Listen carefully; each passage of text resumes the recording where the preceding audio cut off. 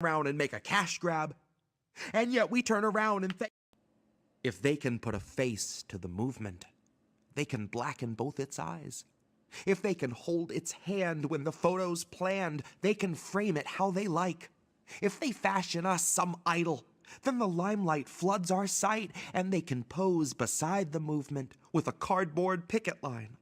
In a crowd of paper labor dolls with copy-pasted signs on a safely guarded soundstage of Bezos's design, where the fortunes of 500 CEOs have been divined, there now rise words that curse the movement's limbs for all of time.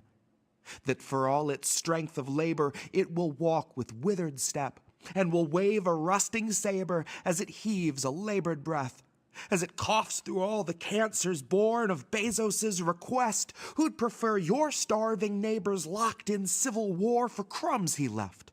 But soon your cache of crumbs will mark your slums for violent theft from those who act directly on behalf of those with insufficient limb to lift their hoarder's heft. While landlords order mortars sworn to render borders torsos cleft. Now tune that down a quarter step. Ego, soul, and organ death.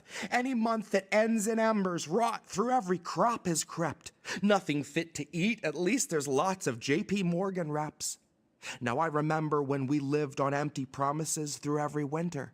Now the grapes of wrath are plump, and they are harvested directly out of Martha's vineyard, where the soil's awfully rich and all the fertilizer's even richer. My palette's not chromatically balanced. It's a cavalcade of crimson, and it paints a pulsing picture. It is gritty, and it's ugly. It is viscerally stunning, and it ain't fit for consumption like the water in your cistern. Now go and ring your congressman and tell that pig it's his turn. Poverty awaits, and there's a $7 wage for him to sit and watch his mansion full of shit burn. Although he won't be paid directly. He will soon receive an email that's supposed to have a link, but when it finally shows, it's empty. So he'll have to call support for confirmation that it's sent right, and then he'll get a shortcut to a poorly managed website where he'll submit a claim that must be notarized in person, all to finally be denied because he made too much the prior year to qualify for reimbursement. And now he knows the bitter taste of just a single day that all our retail workers face. He knows the kind of day our teachers have. The kind of day the janitors and lab technicians share with all the nursing staff. The kind of daily struggle that's a constant state of fear for all the working class. The white noise in their heads that's born of stress and turns to bursting glass. That constant thought, the other shoe's about to drop, the size of half a city block that wouldn't stop for you. You're just a worm to smash. You're just another massacre they'll call a clash. You're just a frozen passenger before the crash. You're just another Afghan holding frozen cash, assets all immobilized by Joseph Biden, king of ice, the self-professed iconoclast. Hosting dinner parties for his parasitic donors with some Donner party snacks that are nothing short of hearty if you've heart enough or lack thereof to call it that. But who'd have thought the meaning of the average person's life was to work and sweat and die to keep the Blackstone Holdings wallet fat? Or even worse, that some are turned to chum to serve as power bars for bureaucrats, psychopomp and circumstance. Every time you sign your rights away, you'll earn rewards, and at 100,000 points, you can redeem them for your purpose back. And it's none the worse for wear, except a heavy coat of surface cracks. Courtesy of those who chose the path that dips its toes into the Jeffrey Epstein virgin bath. Courtesy of Congress and the Persian Gulf expansion pack. All our rations held for ransom, kept alive on honeyed words that slowed down all our actions till we're helpless when the ants attack, stripped to little ribbons and then scattered to the winds like the million little secrets the oppressor's shadow hand redacts. The million lives it stamped out in Iraq until its hands were black. Machinations sacrosanct and cancerous and flavor-packed. We've got just the black site for your whistleblower's Baker Act. It's somewhere in the weeds beyond the pines. Somewhere oddly Google somehow knows just how to find, 'cause it's right there in the file they've compiled all this time with the 7 trillion thoughts that ever came across your mind. And everything that ever turned you on or made you cry. Your truest, deepest fear, and all the shame you sought to hide, those thoughts you dare not speak aloud lest they be weaponized, have been loaded in the chamber and they're aimed between your eyes. Meanwhile, in your cell at home, they confiscate your blinds. They'll say you waived your privacy. They'll show you where you signed. Now you don't control your thermostat. It's locked at 85, and you can't refuse the dermal graft that logs you into prime. You're just another wretch they'll come and fetch from out the vermin camp to mop some bloody floors and give a couple boots an oral shine. Oiled roots that move and writhe beneath a red-lined human tide, whose viscous sheen and toxic slime exists somewhere between a kind of Diet Coke and turpentine. The last of us are first in line. The curtain's up, we're streaming live with censored scripts and sponsored rights subject to changing overnight on Pepsi's whim or Pfizer's spite or Lockheed Martin's bomb supply or any time we need to breed some fear to get the stocks to rise. For those who need some distance wedged between their public image and the list of those who have visited the global child concubine. A client list that shall remain nameless, a client list at least a dozen pages, of honey-potted politicians ripened for the knife twist. Once you're dead, it's safe to say you don't present a flight risk. Once your lips are sealed for good, there's zero chance you might slip and spill the beans about your recent string of overnight trips, dropped from heights you can't achieve without a little nitrous, down beneath the roots of truth, tenuous and fibrous. The currency of youth would seem a tier above the Midas. Christ, I gagged a little as I wrote the currency of youth. I've yet to find the music that hath charm enough to soothe. My eyes are open wide, and I'm at terms with what I view, until I shut my eyes at night and see it too. In phantom limbs of reminiscence, twinging like a sickened witness, twisted in that spinal cringe, the traumatized revisit every minute, every statement picked to shreds before it's finished, all their dignity diminished, all their liberties relinquished, all your furnaces extinguished. All your means of warmth are flickering off into the distance. All the ways you know to make a living growing listless. All your savings spilled to fill a chalice meant for Pfizer, and they'll drink its vibrant ichor like they'll down a round of blood from out the last Sumatran tiger, and light a nice cigar for every man they left to die awaiting trial up in Rikers. Do a line of blow for every drug offender turned to lifer. Do another line for every hybrid judge and agent of the instrumental prison profit system that they've hired. They'll wear your movement like a mech they get to pilot, yelling hot labor summer through a microphone inside it. So all your eyes were elsewhere when the parties both collided and they formed a wave of fascism that somehow dwarfed their sum provided. A danger greater than its parts combined. A danger made the greater when the honest source is buried, but the narrative is wearing platinum labels saying trusted source that cover up its warning signs. Now, if you'd have told me all of this at 40 Sunday mornings, I would like to think I'd meet it without disbelief, but really might have struggled just to reckon with it, grappled just to ratify, and retched a little bit to glimpse these bigots that we've gratified. Just hit 1,400 words, and kid, I'm barely satisfied. I have hardly started carving bars from off this chunk of malachite I found and claimed and vandalized. And the rest is better left to settle one-on-one, just Gates and I. I'll desecrate his tesseract, I'll deconstruct his great design, and build upon the very spot on which it stood to touch the skies a statue in his image, wrapped in tapestry of tannerite, so Bill would get to see himself immortalized, then blown to bits in record time. Blown to scraps of bronze that he can touch and hold and recognize. Face to face and frozen side by side, immobile Gemini. This must be that self-reflection people had suggested that instinctively had always felt to you like being patronized. 'Cause if we talk, I'm talking down. If I speak, it's at my feet like you were 6 beneath the ground. I'll address you where you ought to be and not where you stand now. My gaze won't meet your eyes, much less your crown. My praise is not to bathe in, it's to drown. I bet you didn't know that you could overload an ego to the point of blacking out. And that's what it's about. If you can kill a man with kindness, you could smother him with clout. Reverse his engineering at the hands of hungry crowds, he who bought up all the farmland and is casing now the clouds. Police will be the farmhands paid to put us out to pastures that are shades of gray and brown, and I can hear those bastards fast approaching, screaming fills the town. An occupying army of abuser fascist clowns and some lachrymose millennials intent to vote them out.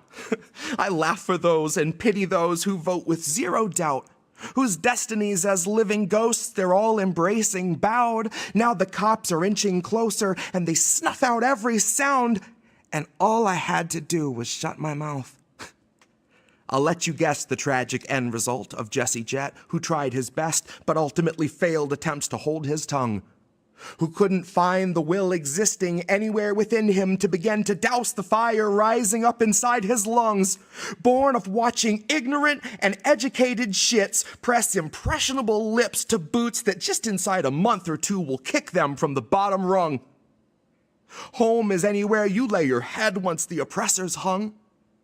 Soon we'll cleanse our memories of the songs that the oppressors sung. One by one, their words will turn to dirt that cannot hurt you, cannot infiltrate your movement, can't impress upon your sons. Can't convince your daughters they've no power of their own, no agency beyond the task of keeping up a home. When the last of all the lobbyists is laid beneath the loam, there will be no profit sown in fields of bone. We will only reap the sleep and stolen wages that we're owed, and commence the great unpaving of your quarter-mile driveways, terraforming tarmacs and industrial roads. Paranormal contracts dissipate to mist and disappear amidst the gloam. Disconnect the phone. Fist connects to stone. Somewhere in the thicket hums to life the buzz of crickets into one combining drone. But narrow down your vision and you'll see that every cricket is in fact a tiny drone, coming to inform you that you must proceed directly to your designated zone, or you'll be tased until you're prone, till you're pissing blood and whispering to no one in particular, just all of these particulates that occupy the air. They're the only occupants you share this giant coffin with. At least you win the arguments, 'cause they're too busy hogging all your oxygen to care. Hell, you're hardly cognizant. There's really nothing there. There's nothing close to conscious in your stare. Your eyes look like you're off in old Oahu, where you don't have any problems, where you haven't given thought to all the aquifers below you, full of fuel enough to launch you back to when you eyed Hawaii and Hawaiians told you not to. You see, a little like the Mayans, humankind will leave a lot to deconstruct from what we kept behind to represent our legacy. Less the stoic temples, less the gods resembled, less the carven lion standing watch above a vine-entangled mezzanine, more the arid soil, more the sea of oil, more the mark we leave behind is best exemplified by finding out Lake Mead is slightly caffeinated methamphetamine. Warped and shifted, torn and twisted, history revisited, the storm that buried Kennedy and swept the streets of Medellin stirs the strongest synchronized synthetic sleeper cell emotions center mound at Wrigley Field and harnesses that energy. We call that conditioning. They call it serenity. Those who crave obedience will swear they aren't your enemy, but live to see us orchestrated, moving like a centipede, full consent, submissive cadence, terms accepted, didn't peak, needs neglected, couldn't speak, speech affected, only leaded fruit to eat, only fracking gruel to drink. It's 2 for 1 on 40 weight at ExxonMobil Smoothie King.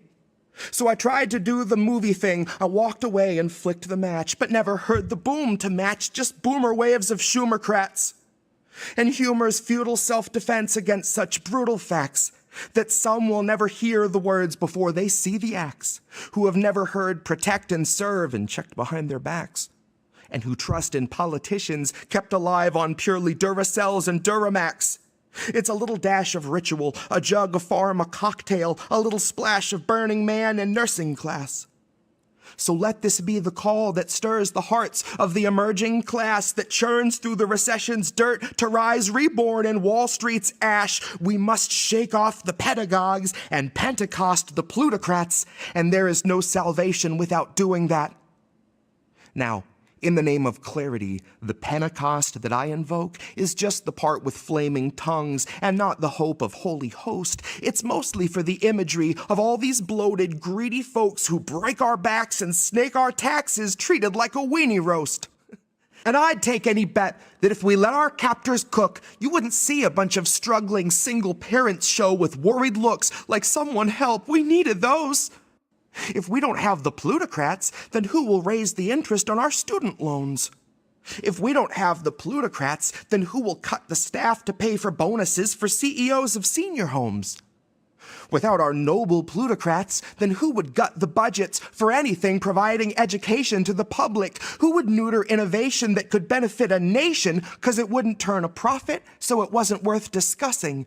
Without our precious plutocrats, then who will ensure that poverty took hold of our enlightenment and never let us see the sun or ever smell that rain was coming? No one's gonna stop, and if they did, they'd say the warmth is nice or God, the flames are stunning. 'Cause who would miss or pity all those monuments to nothing?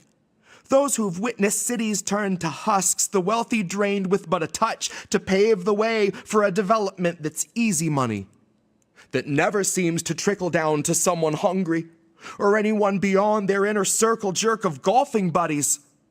And I'm not here for slinging mud. It's what you do. It's what you love. You're only pigs, so I don't give a shit if you're a little muddy. I need to see you destitute and see you struggling, desperate just to feed yourself a scrap of something, desperate to the point you take a bite of crow and know a taste that's truly humbling. We only can begin to tear the old foundation down once we confess that, yes, it's crumbling, and we all know it's crumbling. We can see collapse as plain as day on every corner, neath a veil of thin decorum, like a blueprint overlaid made by the Economic Forum. The plans they've drawn and quartered, the graves they're counting early, and the millions more back-ordered. I would rather take a stand than live and die by their accordance. I would rather see the forest once than corpses formed of brick and mortar. And if the band you're in starts playing censored tunes, then I'll see you on the dark side of the border. If you... No! Indie Left, what is happening here? To check out independentleft.news. The Indie News Network. Indie Left News. Oh, hey, Indie Left. Independentleft.news. Great work. Indie Left News. The Independentleft.news. Independent Left News. Shout out to Independent Left News. Shout out. Oh, what's up, Independent Left? Indie Friend show. Thank you, independentleft.news. The INN, Indie, you're wonderful. I think Indie was onto something. Independent News Network, Indie News. Yeah. What's up, Indie, over on Rockfin? Independent News Network, also known as INN. Indie Left News. I don't know if I would have made it through that 3 weeks without Indie, honestly. No, I was just going to ask Indie. A huge thank you and shout out to Indie Left. No, you know what we're doing? We're world building, Indie. Indie Left News. You were doing the INN recruiting. Indie News. Independent Left News. Shout out to Independent Left News. Check out Independent Left News. At Kennedy News. I see Indies in the chat. Hi, Indie! Okay, great. Who are these people? Who are these people? Hi, everybody. It's Sunday night. So you know what that means? Time to do some stories. And then we're going to fuck up some boats. Actually, we're going to do some react and do some boats. Sure. This is Indy. That's Reef right there. This is How Did We Miss That? This is INN. I don't really hear Reef on his mic yet. He hasn't said anything. That's because I haven't said things yet. There he is. What's going on? What a week. You know, the last time Reef, by the way, Reef's back. Reef was out last week because his computer decided to take a dump.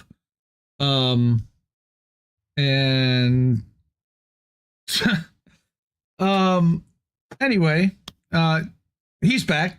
Now, the last time Reef was here, we were actually talking about a hearing that was supposed to be coming up, an appeal hearing on July 9th and 10th. And we don't have to worry about that appeal hearing anymore, thankfully. Reef on the Bond Cam. That's correct, Sean. Welcome to the stream. Good to see everybody. Letting everybody kind of flow in for a couple of minutes. But and everybody here, I think already in chat knows that we don't have to worry about that hearing on July 9th and 10th because Julian Assange is now home, which is a sentence I never thought I would be saying on How Do We Miss That, especially not on June 30th of 2024. But here we are. It's not how we wanted it necessarily. It's definitely. Although we did want him home and playing with his children. But we had to sacrifice a tremendous amount to get it, and I'm not going to deny that. And we're going to talk about some of that tonight. But I brought a Kevin Gostola dissenter article with Mohammed El-Mazi that they wrote about exactly how it went down and what the process was. So I thought that would be interesting. Also tonight, we're going to talk about The Dissident. I don't know how many of you guys even know about The Dissident, but when we started INN, there were 16 of us, and a couple of them were Substack writers, including The Dissident. Now, nobody has ever, including me, I've never seen or spoken to The Dissident. Hilarious. I'm an Anon, and I've been terrible about being Anon because a lot of people have seen my face and several know my name.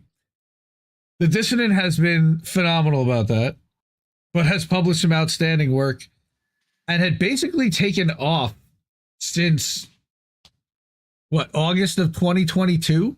Almost 2 years on hiatus? Something like that. And seeing Julian Assange freed brought him back.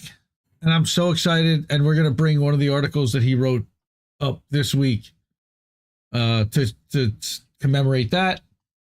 Also want to talk about, I don't know if you guys know, there's a British journalist, activist by the name of David Miller. I think he's also a professor. And he's very pro-Palestine. He's written a lot of stuff about that. He wrote a piece for Al Mayadeen about the Sayanim, which are the Mossad's helpers. And basically they're the agents or the people who have been co-opted or controlled and act on behalf of the Mossad and act as the veil. We're going to get into that tonight. I'm kind of psyched about that. I also brought a story later on about the Stanford Internet Observatory that I don't know if we're going to necessarily get a chance to get to tonight, but I did want to bring that. But the first story tonight was a real fun one. Did I fuck up again? Oh, I'm so sorry. Hang on. No, we're here. Okay. So let's get into it. Damn. Wait, before we do, we have an updated supporter board. And thank you so much to everybody. Specifically this week, Kathy Lloyd, Marika Voss, Jacqueline Jack. Kathy Lloyd surprised the hell out of me on Saturday morning. I woke up to a wonderful donation, support, from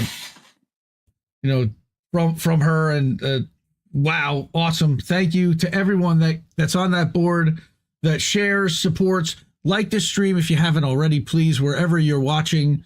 Subscribe, share. They say don't tell you to do all three things because you're only going to do one of them. So just do one of those three things. I don't care which one. Like, share, or subscribe. Do all three. That'd be even better. Fred Edwards, the sharer. Other people liked, other people shared. Okay, cool. And I think everybody here is subscribed. But yes, thank you for supporting the network, everyone. Thank you, Angel. Angel did Pro Wrestling Talk last night with Miss Witchy Perfect. Friday night he does Angel in the afternoon, and Thursday night he was on this coverage that we were involved with for the debate. I then decided to cover the debate, and we're going to start with this post from Saga, who none of us likes. He's a worm, but Breaking Point's petitioned specifically CNN to ask if they can get access direct to the feed, and they were denied. So this starts out, this whole story. Now, the story that I'm going to tell is that independent media, corporate media has been trying to lock independent media out and tried to take the debate and the conversation around the debate and control that narrative 100%. The way that they did this was by trying to scare independent creators into not covering the event live or even showing footage from the event because of copyright threats. And this is what happened. So Monday morning, Saga posts up that CNN has told Breaking Points that it is not allowing independent media channels to stream their presidential debate despite granting permission to all other terrestrial news organizations, a blatant protection racket to protect elite media. Garbage. All right? Garbage on CNN's part. He says, we'll be streaming for our premium subscribers, so you got to pay to play. This is a genuinely outrageous attack on independent media. That started already a conversation that was already happening. Now, our friend Sabby Sab says, if it's on YouTube, it should be fair use. And that was really the argument that we are making in our case as well. Other people said that they heard that if you showed the CNN stream in full without blocking it or pausing it to interrupt anything to comment, that was okay. At some point, so there was an internal discussion clearly over at INN about this, but before, we spent a lot of time talking about this. So first thing is, Sabby says, from what I just heard, since CNN owns the exclusive rights, we may not be able to do Rumble either.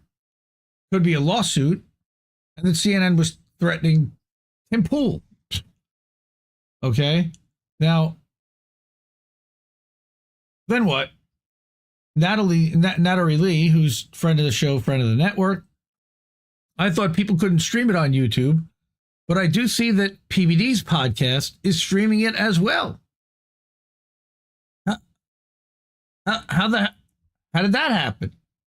All right. He must have they had to get permission from CNN was my response, because otherwise he's taking a big risk. And I thought I was told that YouTube would be doing takedown requests and honoring them live if they caught anyone live streaming the debate.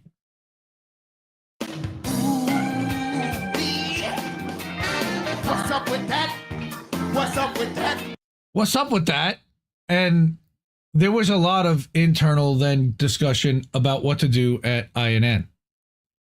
So Politically Homeless was Thursday night at 9. They were planning on live streaming and commenting on the debate. And once we saw this thing about CNN and YouTube, we were like, all right, well, we don't want to risk our YouTube channel over this.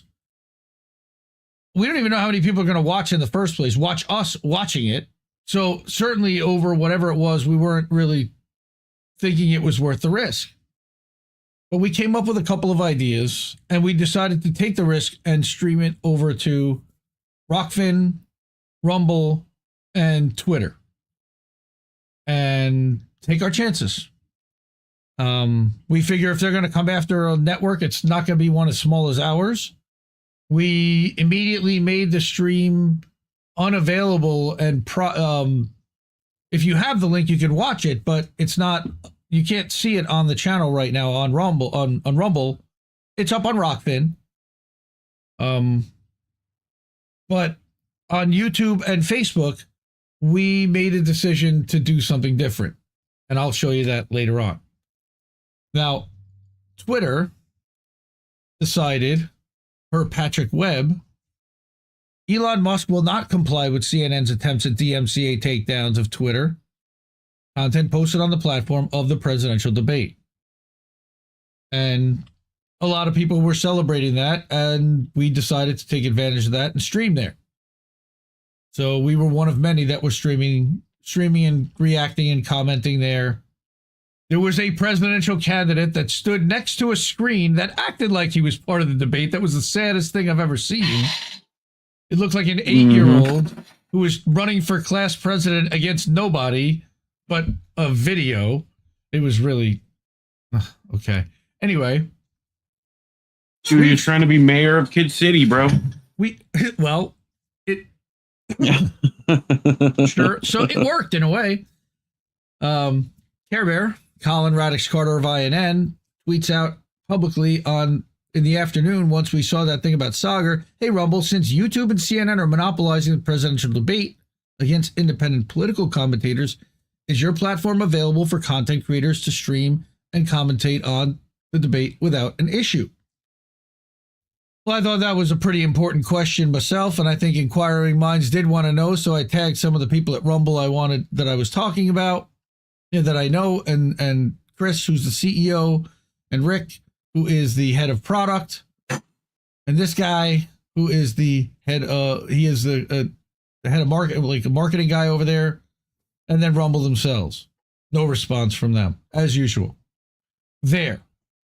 I did end up getting a response from them, but publicly, we start the following morning. Chris says, tomorrow Rumble Cloud and Rumble Video are going to be running hot. I don't know what that means, and you have to interpret that for whatever you thought it to mean. But he says the debate could trigger a seismic shift in live streaming. So that kind of told us that we have a green light, but it didn't really tell us, right? Mm-hmm. The evening of the debate, 15 minutes or, an hour before it's supposed to start, Chris tweets out that I bet that everyone would much prefer a debate on Rumble than CNN, with independent creators asking the questions and not corporate media. Corporate media does not represent the people. All right? So he essentially, and I did have a conversation that afternoon with somebody over at Rumble who said that, look, we're not taking an official position. Our copyright rules are what they are. If we get a copyright takedown request, we're going to go through our legal process, and we're going to give you the ability as a streamer to appeal it first before honoring the takedown, or take it down yourself. But of course, that's not going to happen until well after the stream's over, so there's not much we can do. Okay. So that kind of told us that Rumble is giving us a green light without giving us a green light. So we're like, all right, so I guess we're going to stream it to Rumble, and we're going to stream it to Twitter. So what happened come debate night? Well, 8:30 comes. We hit the go live button, and Rumble is no bueno. They're crashing. Their servers are overloaded. And what they said is, that afternoon, due to the potential of significant demand and chatter around many streamers looking to use Rumble tonight, we just did an emergency upgrade to give additional live streaming capacity. Now, what they did not say is that it was during the debate. What they could have said, and this is what they're going to say in court, is, oh, we staffed up and we plan on people, commenting after or before the debate, but we figured it was going to be a big day. So we didn't specifically tell people whether to or not to, and that's where they're just going to claim no responsibility and let CNN go after who they want to go after. That's my opinion on how this is all going to go down. If CNN decides to pursue prosecution or pursue any kind of legal remedies after anyone that co-streamed the debate in the end, if they can find it. All right. So big thanks to YouTube for making this possible the last couple of years. Another big middle finger to YouTube from Rumble. And that was really nice of Chris and Rumble officially to say so. Now, as soon as the debate was over at 9:30, all right, Rumble tweets out, felt like the entire internet decided to come to Rumble all at once. It knocked us down for a few, but we're back up. They were back up long before 9:30. It was probably about 8. No, I'm sorry. The debate started at 9 and went until 10:30. So that first half hour, they were kind of meh. All right. And then they were up and solid and strong. But of course, that first half hour was really critical. And the hour and the half hour before that, it was a real hour that it was basically, as Reef called it, a DDoS. Right? Mm-hmm. That it was a denial of service, some kind of denial of service attack by some kind of third party. I wonder where that could have potentially come from. Right? And then there were feeds empty, and then it took a while to restore the feeds back, and it was a whole thing. Right? But meanwhile, INN was still live on Rockfin, and we were able to give people a link, say go there. Now, what happened? Rumble smashes viewership records, and during the Trump-Biden debate, the platform hit live over 700,000 peak viewers. Major streamers like Douche Bongino and Steven Clam Chowder led the way with peak viewerships of 223K and 192K respectively per streams charts. Okay, so think of that what you will, but they are looking, across a playing field of everybody's channels on YouTube, on Rumble, on Kick, on Twitch, and they're giving you what's actually reading live off the APIs. So we've all talked about Rumbers to begin with. Where's Nick Fuentes? He was in the top 4 also. Fuentes went live, and apparently he had a ton of views as well. Again, Anna Mayer says, thank God for Rockfin. And yes, Rockfin was up and solid the whole time. All right. Again, Natalie Lee reminding people that if you did want to watch the debate, hit this because Locals and Rumble was down for some reason. Come to see our stream on Rockfin, which is you can still watch. By the way, we don't gatekeep our streams on Rockfin. Although Rockfin would like us to make some premium content that is exclusive to subscribers, and they are encouraging us to do that. Because that's part of what makes the stream go. Thank you. So like I said, we had to make a decision about what to do at INN that night. For Rockfin, for Rumble, we were going to do Rumble and Twitter and Rockfin. But when it came to YouTube and when it came to Facebook, we didn't want to get our channels taken down due to copyright. Aha. Reef had to plug in. No, just doing that in general. We didn't want to have to get our channels taken down because of copyright. We've had copyright stuff in the past. We're trying to get clear so that we can actually get remonetized and be good little soldiers for a little bit. And so what we decided supposedly don't have any problems with that now. So well, they say that we can do products, but they're still not remonetizing us. I still think some of our content is problematic for them, but anyway, what we decided to do in they're the not end, telling us anything either way. So no, they're not giving us any guidance. But what we did was do this. Who are these people? Wait, what is this? Who are these people? On the federal diet of Kiev, Havana, and Tiananmen. So we ran Jesse Jett can't music be the only one weighing the pros with of QR codes, telling people I can't be the only one weighing the pros of watch us on platforms that aren't garbage, and put up QR codes. Think we'd go? And this is backwards from 5 in case you didn't know. But love Jesse. Love to Jesse. If you're not subscribed and supporting Jesse Jett, what are you doing with your life? Please do. JesseJett.bandcamp.com. But further, what happened?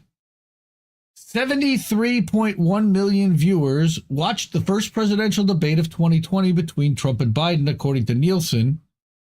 Right? The ratings from Thursday night's debate reflect a 35% drop in audience from 2020. And how is that? Well, the shitlibs are huffing copium. Oh my God, fewer people watched it. And so they're happy that fewer people saw Biden, except when you add in the more than 30 million live starts on CNN's digital platforms and YouTube, add that to the 47.9, you're right there at 77.9 million viewers. So of fucking idiots wanting to watch a WWE match with a political spin. But, that's just me. Yes. Like, ugh. Yep. So, in 2012, 67 million people watched on TV, but only 3 million online. So you still have seen this slight uptick in increase when you combine the online and TV viewing audiences. You're just seeing a massive shift to YouTube and live streaming, mostly because of pandemic. Right. Well, and then, you know, everything was virtual. All the debates.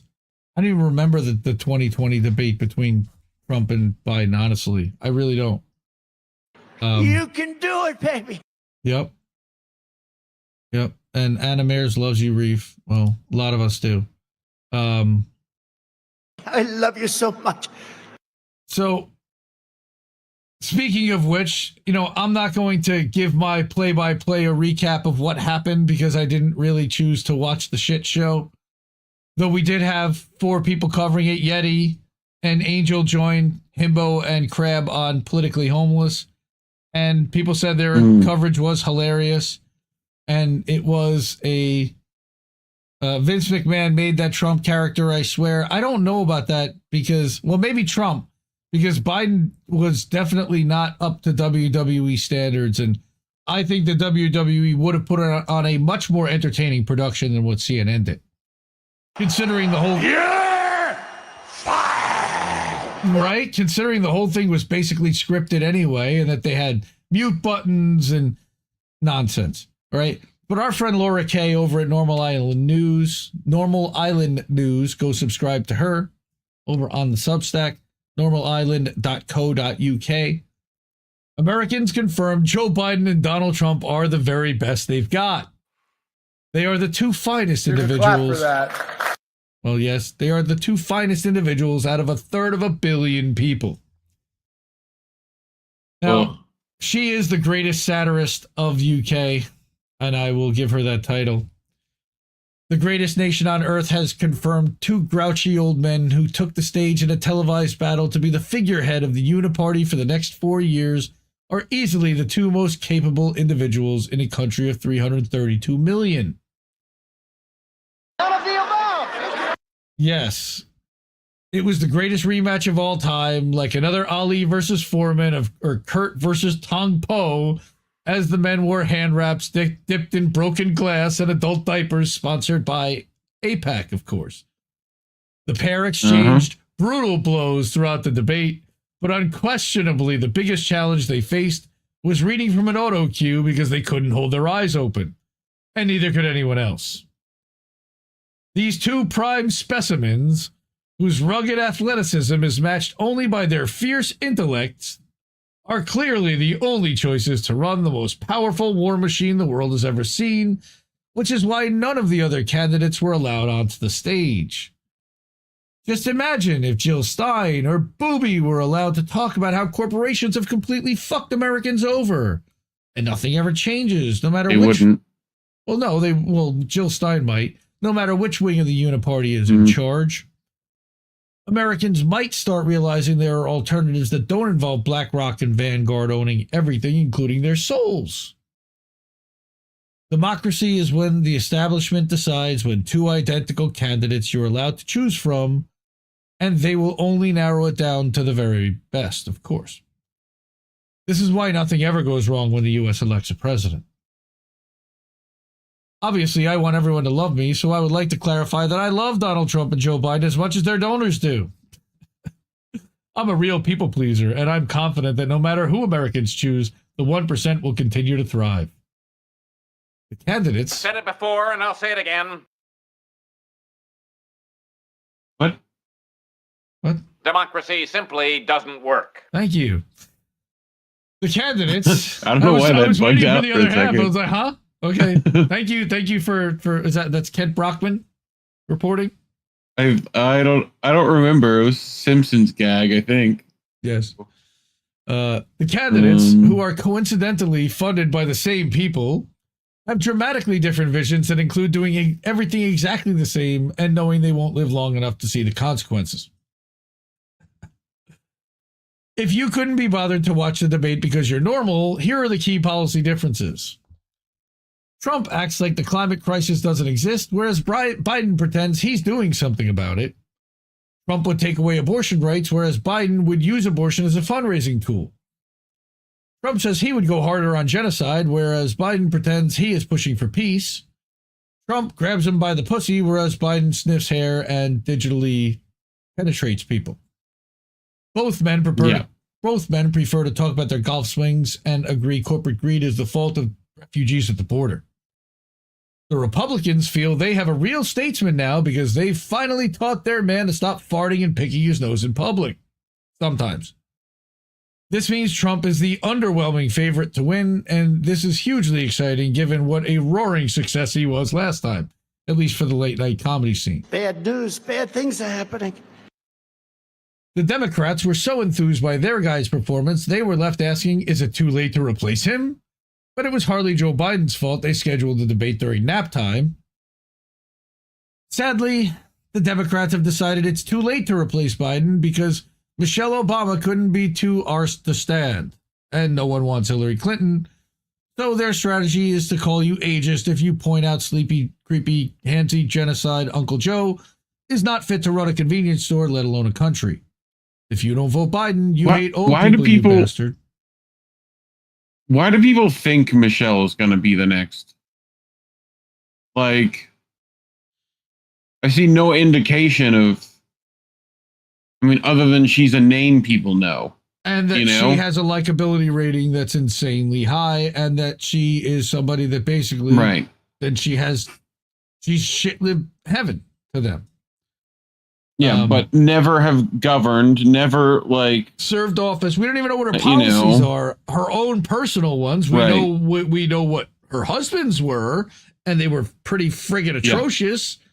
They sounded good, but in practice they were garbage, beyond garbage. But like Laura wants to finish, whoever wins in November, I'm more confident they can take the world several steps closer to destruction by signing bills that energy companies and arms manufacturers put on their desk and pretending this counts as leadership. God bless America. Love you, Laura. She's great. Woo! Yeah. And here we go again. Yeah. So McAfee predicted it. I don't. McAfee thing was 2020, not 2024. And go ahead. I also don't like McAfee's not. He's okay. He made some stuff. He also, liked a lot of weird shit. So, and particularly very fond of El Drogas. But what do I know? Like. Not want to talk, but I wouldn't trust exactly what he tells you every day. Yes, Jacqueline, that's sure. Her. Normal Island News. That's Laura Kunsberg, translator. That's right. She's outstanding. Love her to death. Rick Solis is here. We got a lot of great. You are. Thank you. We got a lot of great people in chat. Jeff Thomas Black is here. Good to see you, Jeff. Go Star! Woohoo! Namaste, as he likes to say. Cheers to me, he heard it himself. I don't know, I just want to end that segment with shame on you for anyone wanting to engage at those debates. Shame on you. You know you shouldn't have done that. You have to stop engaging with things that you don't like that will be upsetting. It's what they want you to do. They want the ratings. You have to not engage. And that goes for so many things. Well, that I know a lot of you still engage with. There's enough nails in those coffins. We don't need to expose that crap. Everyone knows already. We can move on. Well, ignore them. There was a bit of a funny. I mean, dude, when there's a cell phone like this, Rocky wasn't the most eloquent in speech, but he was a fighter. His character conveyed eloquence. Our message. Biden's character is his eloquence. Dude, can you punch yourself in the dick any harder? Anyone? Right. Esha says, the fictional character you're comparing Joe Biden to from bad Cold War propaganda film was brain damaged. Yeah. Like, are you fucking kidding me? Thank you. No, I've never heard anybody say that before. And yeah, that was my only reaction to that was just, oh my God. That's just kicking yourself in the dick really hard. I just, what was that? Really? Here's your sign. Here is your sign. So yeah, it's been a hell of a week. Grains of salt. McAfee was a 3 crazy days person. since you looked at me. Yes, McAfee was a crazy person. He was married. There's a lot of stuff about him. I would look him up. Very interesting character. Very flamboyant, flagrant, interesting character. You know, he had the if you thought the Tiger King was bad. Yeah, he had the antivirus program. He was living in when he died. Yeah. Heidi Benner, Rogue Conman has to keep his stock portfolio up to date. Yes, well, it's his wife's stock portfolio. You have to be careful. My God. How did we get here? Cynic is here. Uh-huh. Oh my goodness. You know why. What? That marmot fucked everything up. You know why. You know what happened. Wait a minute. Does Cynic have Jesse Jett in the house right now? Is Jesse Jett like watching us live through Cynic's computer? Is that what's happening? It's possible. Oh my God. Jesse Jett, we love you if you're listening. Richie did not do an interview with Rokana's wife. No. All right. David Miller, Professor David Miller, and I believe he's at Cambridge or one of the British universities. I'm sure the bio at the bottom will say which university that is. Oh, he just left a little while ago. Okay. All right. Mossad and its network of little helpers, the Sayanim. And I've heard this term referred to, but I really didn't know much about it. So I wanted to bring it. I didn't know if anybody else had either, but I'm sure you see a familiar face up there or two. He says the Mossad have been exposed as targeting the International Criminal Court, including directly threatening its personnel and their families. What else do they get up to? All right. Zionist intelligence agencies launched a war on the International Criminal Court in January 2015. This was when it was confirmed. Yep, that was under Obama. This was when it was confirmed that Palestine would join the court after it was recognized as a state by the UN General Assembly. Israel's intelligence agencies routinely surveilled the ICC's current chief prosecutor, Karim Khan, his predecessor, Fatou Bensouda, and dozens of other ICC and UN officials. Israeli intelligence also monitored materials that the Palestinian Authority submitted to the prosecutor's office and surveilled employees at 4 Palestinian human rights organizations whose submissions are central to the probe. Who holds them accountable? Multiple agencies, including the Mossad, Shin Bet, and the quote-unquote National Security Council were involved in addition to the occupation military, the IOF. Israel's Ministry of Strategic Affairs under Gilad Erdan was involved in the surveilling of Palestinian human rights organizations that were submitting reports to the ICC. None of this is okay. It's reported that, quote, a large whiteboard in an Israeli intelligence department contained the names of about 60 whiteboard. 60 people under surveillance. Is it that Congresswoman's whiteboard? No, it's not. It is not. That's Katie Porter, and her whiteboard is like tiny and the size of her dome, maybe. This is like this is more like Always Sunny in Philadelphia, Charlie connecting the stuff with the red string whiteboard. Gotcha. Right. A large whiteboard. Okay. Half of them Palestinians and half from other countries, including UN officials and ICC personnel. So they drew up, they thought they were the cops. Mossad, the foreign intelligence agency of the Zionist colony, was involved in attempting to recruit senior ICC officials. The former head of the Mossad, Yossi Cohen, allegedly threatened the chief prosecutor of the ICC in a series of secret meetings in which he tried to pressure her into abandoning a war crimes investigation. This is true. You can not want it to be, but this happened. Cohen's covert contacts with the ICC's then prosecutor, Fatou Bensouda, took place in the period leading up to her decision to open a formal investigation into alleged war crimes and crimes against humanity in Palestine. Cohen is alleged to have told her, quote, "You should help us and let us take care of you. You don't want to be getting into things that could compromise your security or that of your family." Be ashamed We've investigated ourselves. Be ashamed of something and we happened found to it. we've done nothing wrong. Be ashamed if something happened to him. Too Mossad much. also took a keen interest in Bensouda's family members and obtained transcripts of secret recordings of her husband. How do they know that? Good question. Regime officials then attempted to use the material to discredit the prosecutor. Cohen met with Bensouda on a number of occasions, including ambushing her during a meeting with Joseph Kabila, the then president of the Democratic Republic of Congo. It appears he was a Mossad agent of influence. Of course he was. Mossad also targeted Bensouda's successor, the current chief prosecutor, Karim Khan. The ICC confirmed there had been several forms of threats and communications that could be viewed as attempts to unduly influence its activities, unquote. And that's probably to understate it at best, and much worse.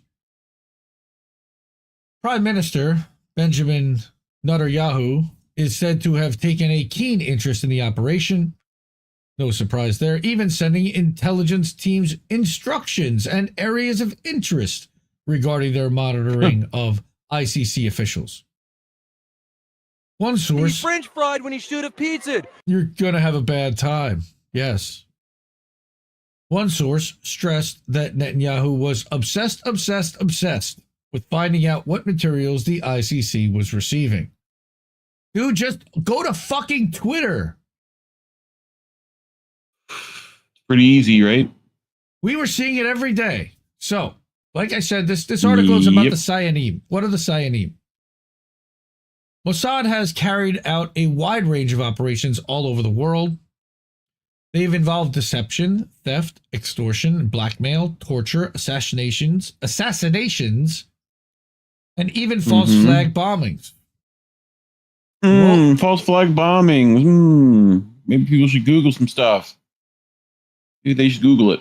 Maybe. Something Levon, right? Something like that. The role of the Mossad is often overlooked when the role of the so-called Israel lobby is discussed, but it is an integral part of the strategy of the Zionist movement. Yeah, they're the smartest intelligence service on the planet, much smarter than the fucking CIA. And here's a few examples. They created a fake terror group in Lebanon, the FLLF, and used it to claim credit for a series of bombings of civilian targets, killing hundreds. Reef Breland has documented this in detail.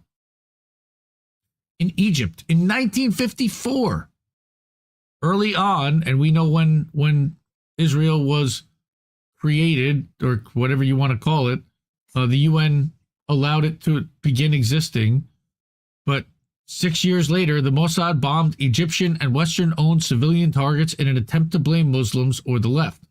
We've heard about many of these things happening in a lot of Muslim countries to try to drive the Jews to Israel. Secretive intelligence agency Native created a vast international campaign claiming Soviet Jewry faced a new red anti-Semitism. The real objective was the demographic imperative to recruit settler colonialists. No surprise. They gotta find a different word other than Jewry. That does not. That sounds like a slur. Yeah, but what do I know? But it says a book titled "The New Red Anti-Semitism: A Symposium." On top of Native. It's just a Nadav. Nativ. They would always call him native. Yes. Yeah. Right? But, a book called The New Red Anti-Semitism, a symposium, was part of that campaign, published in 1953 by Commentary, the flagship neoconservative journal published by a Zionist group, the American Jewish Committee. Many British Zionists worked directly with Nativ. They included the academic Colin Schindler and Mike Wine of the Board of Deputies, who was their first full-time Soviet Jewry officer. Remember, this is written from a British perspective. David is a British professor. So we're getting names and stuff that we're not usually familiar with in the States. But later, he was an aide of the convicted fraudster Gerald Ronson in the Community Security Trust, or the CST. This is connecting a whole lot of dots across the pond, showing that this was a global effort and that there was just as much propaganda pushed out and operations in the UK and everywhere else around the world, as David will continue, that Wine also cooperated in a Mossad operation when the agency was in global charge of attempting to institutionalize the idea that anti-Semitism was Judeo-phobic, a process that ended with the creation of the so-called working definition of quote-unquote anti-Semitism. Forgetting that Palestinians are also Semites and Arabs are also Semites. They just tried to carve that inconvenient fact out and ignore it. Yep.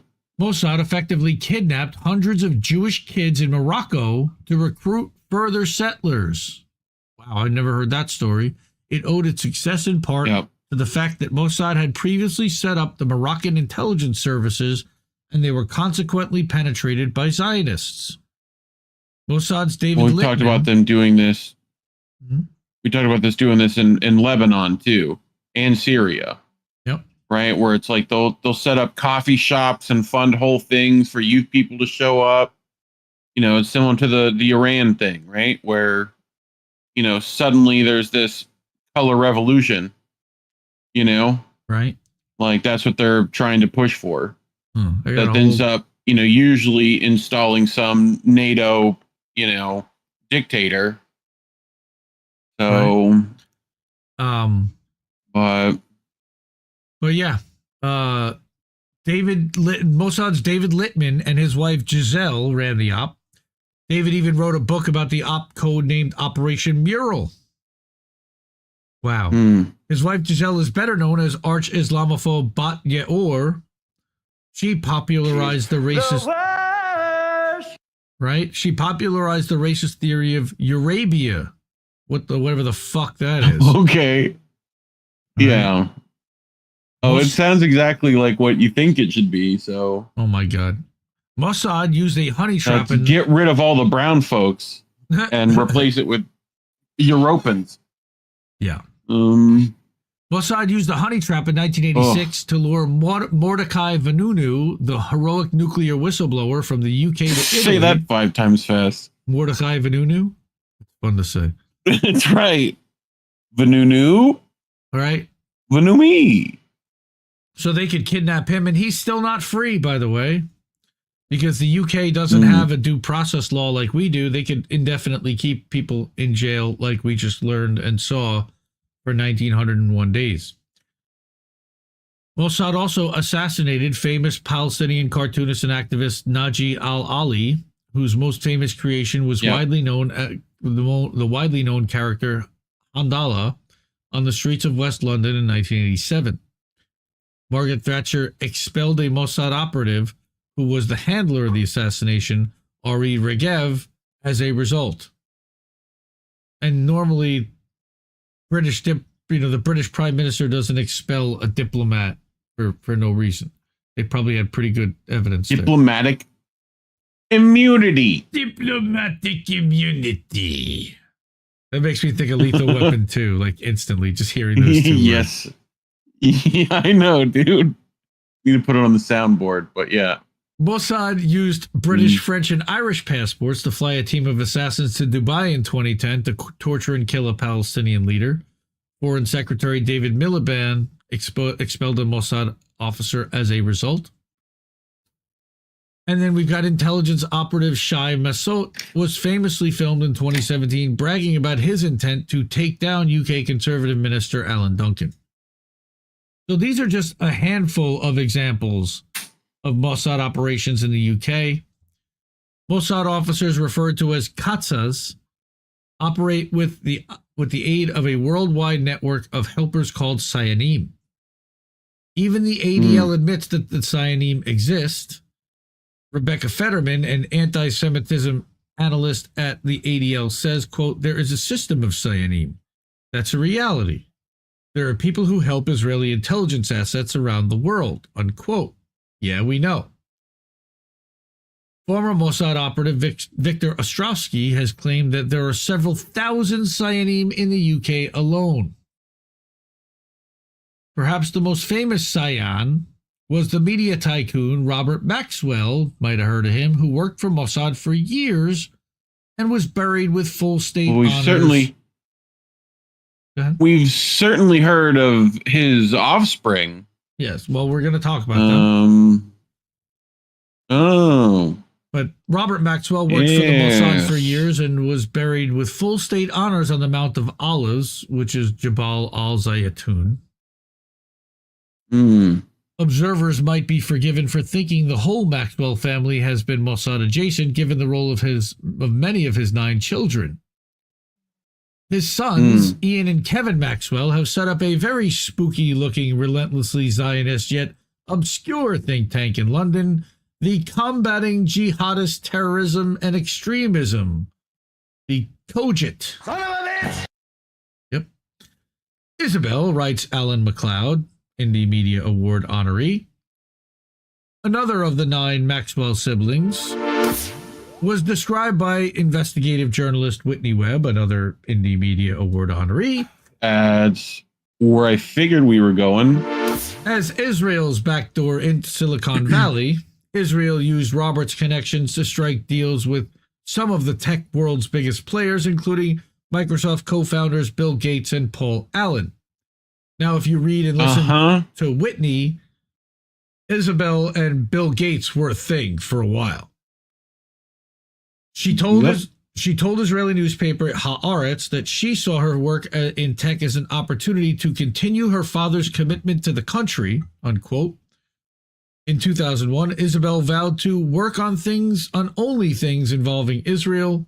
In a more overtly political move, she also accepted a position as the governor of the Shimon Peres Center for Peace, because everything is upside down. There's anything wrong with that? Everything is upside down when it comes to intel. Remember, black is white. They come up with the most fucking ghastly names for this shit. The daughter, of course. Yes. Another daughter, Ghislaine, of course, worked very closely with Jeffrey Epstein in his compromat gathering and sex trafficking operation, allegedly, widely regarded as run on behalf of the Mossad.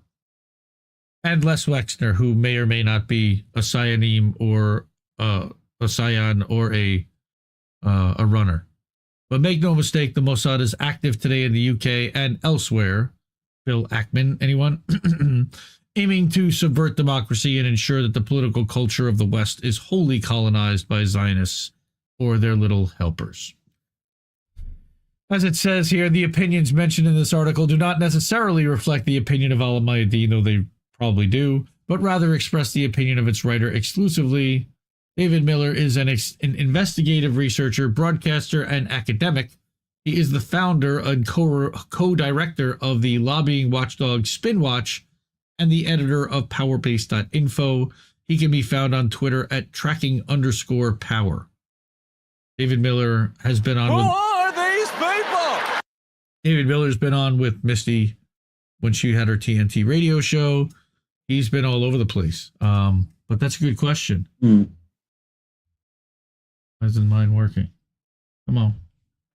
Gonna get it 3 times at some point. Damn it, Stream Deck reconnecting. Garbage. Okay. My man.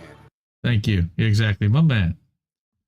Now we'll do it live. Now all my Stream Decks are crashing. Oh no! There we go. Thought everything was dying. Okay. David Miller, good piece. I've fallen and I can't get up. That's what my Stream Deck is saying right now, for sure. At least the ones on the iPad. It's boo. I say boo this man. Who are these people? Man. Thank you. That's what I was waiting for. So, you heard that, right? Where's that at? Jimmy? No.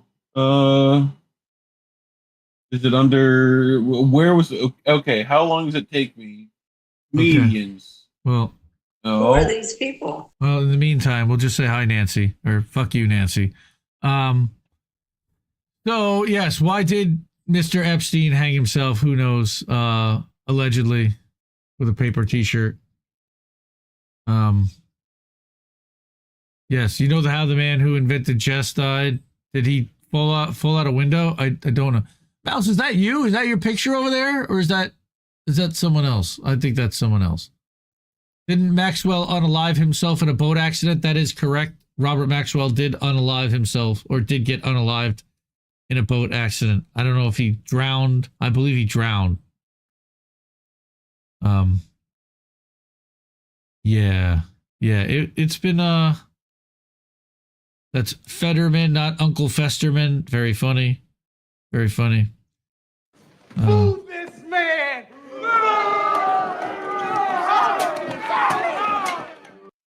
That's how long it took me. Damn.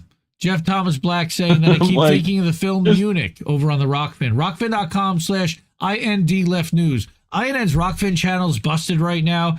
I'm working closely with the people over at Rockfin. Wow, look at that Stream Deck. Very nice. Kind of looks like mine a little bit. Look at this. Okay, so it was in insults.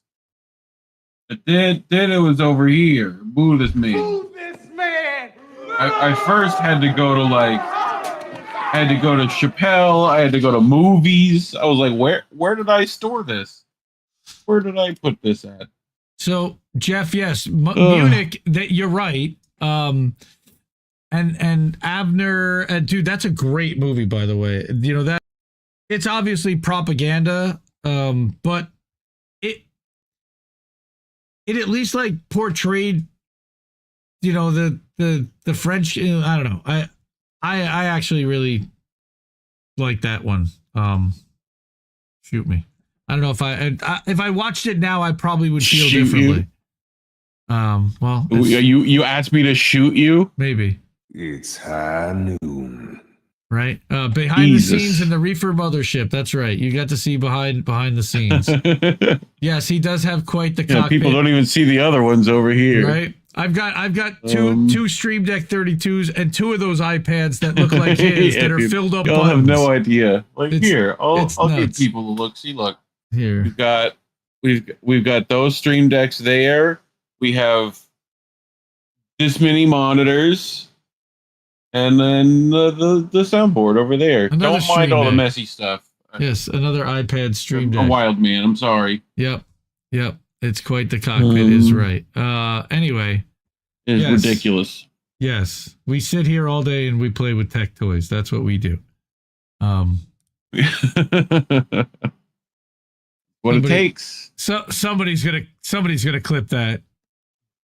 All right. Yeah. I mentioned earlier an INN co-founder that many of you may not know is a guy by the name of The Dissident. He's on Twitter by leftist_news12, which is as generic as it gets. He was hanging out with us in the Discords when we formed INN, and he was publishing, and he has his own Substack called the307.substack.com. And we were all kind of friends. And when we signed up, when we were starting INN, the whole idea was we wanted to have journalists who wrote exclusive articles, which then we would be able to cover on our shows, and we would have unique content that nobody else was really talking about. And in that spirit, like I said earlier, The Dissident was very active between November 2021, when we first formed, and August of 2022. He actually had written the article that has the most views on INN Stack ever, which is an article about Hassan Piker that was published just around or before the General Strike Summit in 2021. Well, talking about how he shits on actual activists and how he's a Gucci socialist, effectively. But months, a long time before, you guys had covered, but Priest. He also had written about.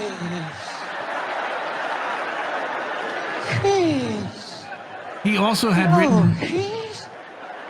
Come on, Chris. What are you doing, Chris? So he also had written about Russia and Ukraine, and after about 6 months of seeing all the propaganda, he'd written about Bellingcat a couple times. I think we'd cover a couple of his Bellingcat articles exposing them. He decided that he just didn't have a taste for it anymore and hung it up and said, I'm gonna go do some other shit. I'll see you guys. Like, all right. And safety is number one priority. Yes, and I stayed in touch, and every once in a while I'd be like, hey, so you think about writing? We're around, we're still doing, just, hey, network's still here, how you doing? Just, that's what I do. I stay in touch with people. And sure enough, this week he says, Julian Assange being freed got me out of my funk, and I'm here to, and I got some things to say again. I'm like, fuck yeah, let's do it. So his first piece was writing about Julian being freed, and I also wrote a piece. I think a lot of people have covered Julian being freed already this week. So I'm not just going to cover the straight dope about that. There's plenty of places to go, and most people have already heard it. So the other piece that the dissident wrote was, what pissed him off was that in Canada, the Globe and Mail is one of the papers of record there, and that there are 6 lies he caught in a hit piece that they had done on Julian Assange. And this is the bullet points that are published at the end of the article we're going to read, but I figured we'd start with the bullet points, which is that Julian Assange never called himself a whistleblower and has always referred to himself as a publisher and a journalist, of course. All right. That WikiLeaks published the full version of the collateral murder in video in 2010, along with short version. There wasn't only a short version published.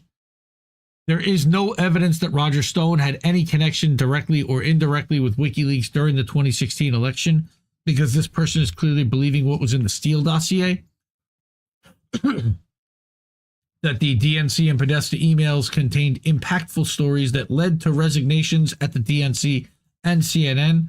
Clearly they did, because Debbie Wasserman Schultz ended up resigning as the head of the DNC, if I remember correctly. Debbie Wasserman Schultz. Assange has denied his source for the DNC emails was Russia, because we all kind of know that it was Seth Rich, even though he can't admit it and his family doesn't really want that to be. And Roger Stone was convicted of obstruction of congressional investigation, making false statements to Congress, and witness tampering, not for any connection to WikiLeaks during the 2016 election. So he wants to start by making these clarifications. And again, the dissident at the 307.substack.com published this article the other day that the Globe and Mail coming to a Substack newsletter near you. Yeah, this is where all the best journalists are, from Laura Kay over at Normal Island News to a guy named Indy over at Indie Media Today, and Ricky over at Council of State Media, and Kit Clarenberg and yeah, Rachel coming to a Substack near you soon. I've been predicting that for a while. Hell, Betty Hassan already did. But what he says is, again, that the Globe and Mail runs an error-filled smear piece on Julian. Canada's paper of record ran a smear piece filled with factual errors and debunked Russiagate conspiracy theories. So we know where they stand. Looks like we got ourselves a reader. So we've got, we know where Canada stands. That the Canadian newspaper, the Globe and Mail, recently ran a giant smear piece on Julian Assange entitled, Julian Assange was never a journalist or whistleblower, but their right to free him, written by journalist Doug Saunders. The piece was not only a gross attack on a journalist who's exposed war crimes and corruption around the world, but was filled with major factual errors and journalistic malpractice. Which is funny considering that he's writing it about WikiLeaks, who's never gotten a story wrong or had to print a retraction. Though they did make a deal to pull the DNC emails off as part of the plea deal, and I will concede that. Not her damn emails. I'm tired of talking about your damn emails. Well, we shouldn't have stopped talking about her damn emails. Ugh. Right? Yeah. Below is a list of the false claims, right? So here's the false claim one. Julian calls himself a whistleblower. Saunders starts the article by saying that Julian is a fraud who called himself a journalist and a whistleblower while greatly hindering and inconveniencing the cause of journalism and making life much harder for actual whistleblowers, unquote. The first error here is the claim that Assange calls himself a whistleblower. Assange has made clear that he is a publisher and a journalist and not a whistleblower. The Reporters Without Borders article, RSF, dispels common misconceptions in the case against Julian Assange, responds to the claim that Julian Assange is a whistleblower by saying, quote, Assange played a different role to that of a whistleblower. He did not leak classified information himself, but he published information that was leaked to him. Pretty simple, and pretty pathetic that the Globe and Mail couldn't get that right. False claim number 2 was that the collateral murder video put out by WikiLeaks was deceptively edited. In the article, Saunders writes, quote, WikiLeaks first came to mass public attention in the spring of 2010 when it published what it claimed to be an exclusive leak of a U.S. military video of a 2007 incident in which helicopters opened fire on a number of people, including civilians in Baghdad. The video, he says, edited to remove much of its context, bullshit, was posted on a WikiLeaks site called Collateral Murder and promoted as a world exclusive, unquote. A basic Google search for the Collateral Murder video on WikiLeaks debunks this claim, as the page shows the 17-minute short version of the Collateral Murder video with the full unedited 39-minute video published right below it. Right? Yep. Both videos have been available on WikiLeaks since they published the story, as corroborated by a 2010 New York Times article that states, quote, WikiLeaks made public a 38-minute video of the helicopter attack as well as a 17-minute edited version that it called Collateral Murder. More smears from corporate media. Next, false claim number 3 was that WikiLeaks corroborated with the Trump campaign about the 2016 DNC leaks. And we still hear this one a lot. In the article, Saunders writes and regurgitates the propaganda that the Mueller investigation into the Russian interference found that the GRU had provided the hacked emails to WikiLeaks, which then communicated with Donald Trump's campaign and made them aware of the hacks, often in advance of their release, unquote. While it is true that the Mueller report accuses Assange of getting the DNC emails from Russia's subsequent reporting has raised from Russia, comma, there should be a comma there, subsequent reporting has raised serious questions around this narrative. Journalist Aaron Mate reported the holes in the timeline of the Mueller report. Russian scum! Of the Mueller report accusations in a Real Clear Investigations piece. In the article, Mate points out that the Mueller report accused WikiLeaks of receiving the DNC emails from the alleged GRU-run accounts DC Leaks and Guccifer 2.0. The problem with this narrative... They said Aaron Mate yelled at me. Oh, Aaron Mate. Oh, Aaron Mate. Yes, that guy. You done messed up, Aaron! The problem with is that the Mueller report alleges that Assange's first contact with these accounts took place on June 14th, but Assange had already announced that he had information on the DNC on June 12th. As of course Mate put in the article, if Assange's first contact with DC Leaks came on June 14th and with Guccifer 2.0 on June 22nd, then what was Assange talking about on June 12th? Is it possible that Assange heard from another supposed Russian source before then? Maybe, but if so, Mueller doesn't know it. Instead, the report offers the implausible scenario that their first contact came after Assange's announcement. So basically, he announced it, bluffing, hoping that he might get it. Yeah, that does not sound very plausible. Furthermore, a 2017 testimony from CrowdStrike CEO Sean Henry called into question the claim that Russia even hacked the DNC. As the aforementioned Aaron Mate reported in a separate Real Clear Investigations article, Sean Henry, the CEO of CrowdStrike, the cybersecurity firm that first accused Russia of stealing the DNC emails, admitted that they have no concrete evidence that it even happened. I'm going to repeat that line because that sounds vaguely important. CrowdStrike, the cybersecurity firm that first accused Russia of stealing the DNC emails, admitted that they have no concrete evidence that it even happened. We just made the whole thing up. Yep.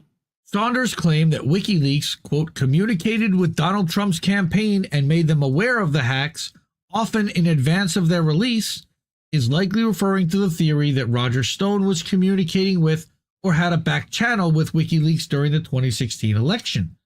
This claim is provably... Let me call the Russians to help. Yeah, I don't think so. This claim is provably false. The only proven communication between Stone and WikiLeaks during the 2016 election consists of WikiLeaks telling Stone to stop making false claims of association.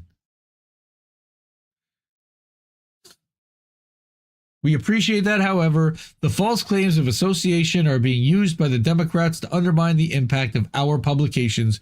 Don't go there if you don't want us to correct you. And of course, Roger Stone is a douchebag and says the more you correct me, the more people think you're lying. Your operation leaks like a sieve. You need to figure out who your friends are. And then after the election, happy we are now more free to communicate. Okay. Ugh. While Stone attempted to establish a connection to WikiLeaks through the liberal comedian Randy Credico and the conservative conspiracy theorist Jerome Corsi, there is no evidence that either of them had any contact with WikiLeaks or Assange's 2016 election. For Credico, his only contact with Assange was a public interview with Assange on his radio show on October 25th of 2016. They did not speak again until April 11th of 2017.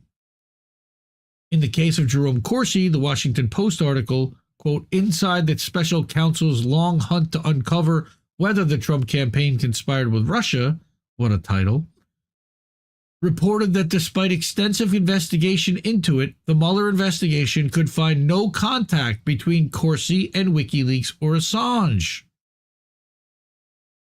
Number one Russian hacker. Right? So, again, nothing, no direct connections, and they couldn't. And now, I know that they were also refused all kinds of stuff that they tried to subpoena and get their hands on to try to see and get the complete picture, and they weren't provided the complete picture because they weren't entitled to it. They got what they could get legally. False claim number 4 was that the DNC emails contained nothing incriminating. The Nothing Burger. In the article, Doug Saunders of the Globe and Mail, as we were saying, this smear artist, this propagandist, this Russiagator, writes that, quote, the emails contain nothing incriminating or even especially embarrassing about the Democrats, unquote. This claim is just baffling. Because Putin's a madman. Bye, Jamal. Peace out, bro. I don't know what you're going to be doing next. Maybe he'll get a job on TYT. Maybe Cenk Uygur will hire him for an Angry Man show. Maybe he'll need someone to pull the fire alarm. The BBC article, 18 revelations from WikiLeaks hacked Clinton emails, lists multiple scandals revealed through emails, including Clinton saying she would secretly intervene in Syria, saying she's had private and public positions, that Clinton was fed a CNN debate question ahead of time by Donna Brazile and expressing support for open trade and open borders. The Wrap article, 7 Most Shocking Revelations in Hacked DNC Emails Released by WikiLeaks, lists some of the big scandals revealed by the DNC emails. The emails revealed that the DNC was secretly plotting against Bernie Sanders despite pretending to be neutral publicly. Theories about the Sanders campaign being an unorganized mess, attempting to use Sanders' religious beliefs to turn voters against him, and reducing polling locations in pro-Sanders areas, among other things. Pokemon go to the polls. These scandals were so impactful that they caused Debbie Wasserman Schultz to resign from her position as DNC chairwoman, and they caused CNN to cut ties with Donna Brazile, who I mentioned earlier. But no, they had nothing especially embarrassing or incriminating.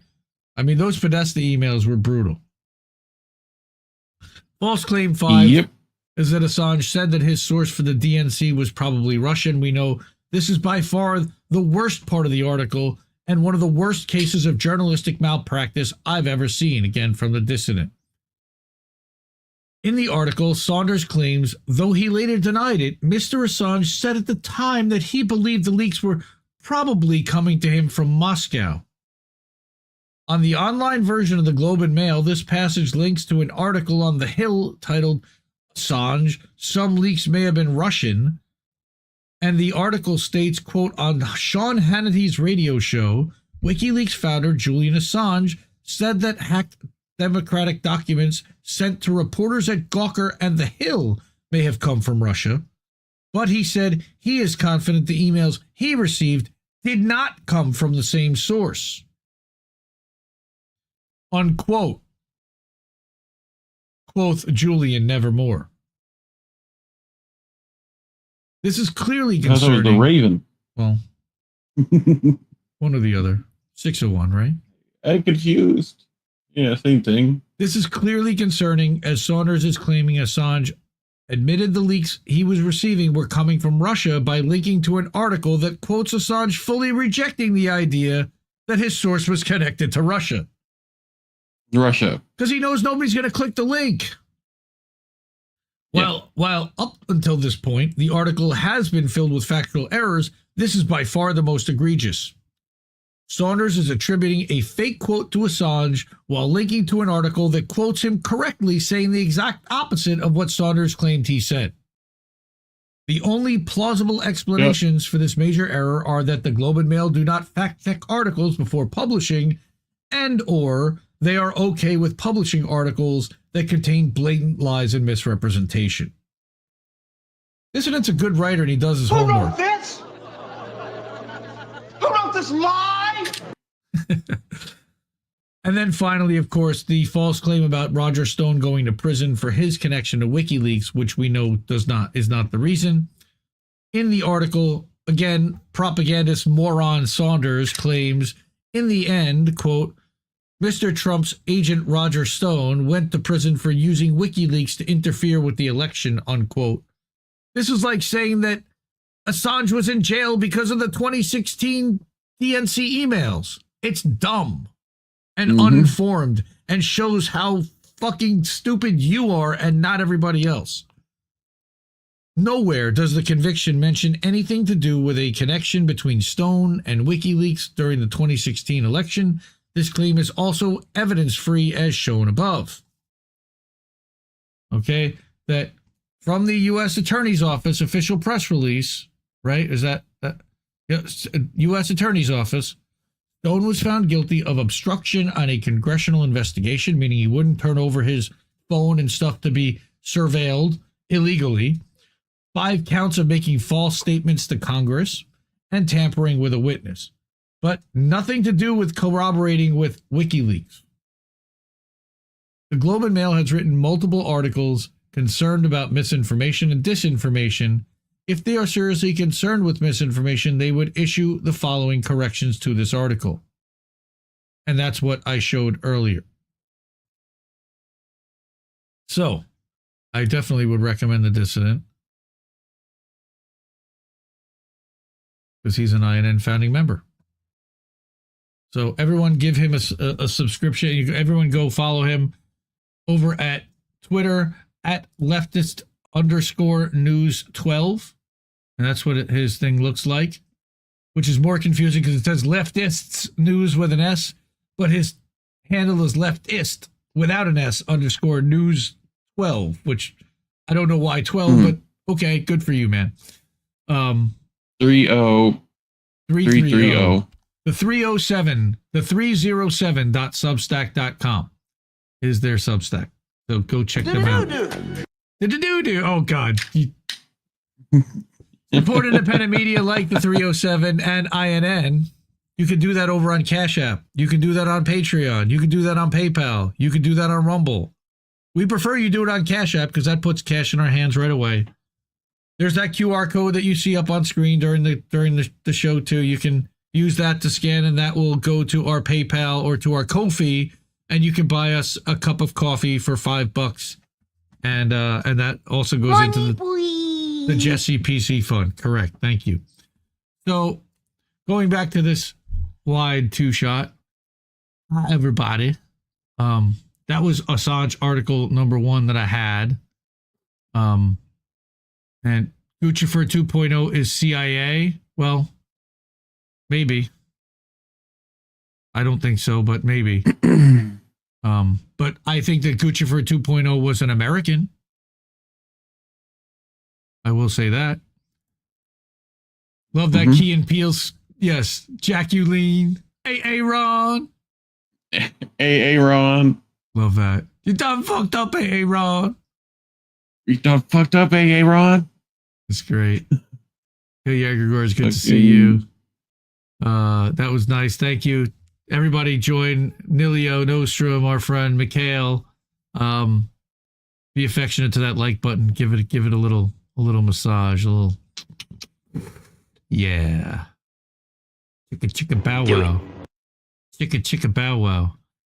So anyone who doesn't know, Stev Gill is Ghost Art over on the Rumbles. So I guess he just decided to come over and hang with fam over here.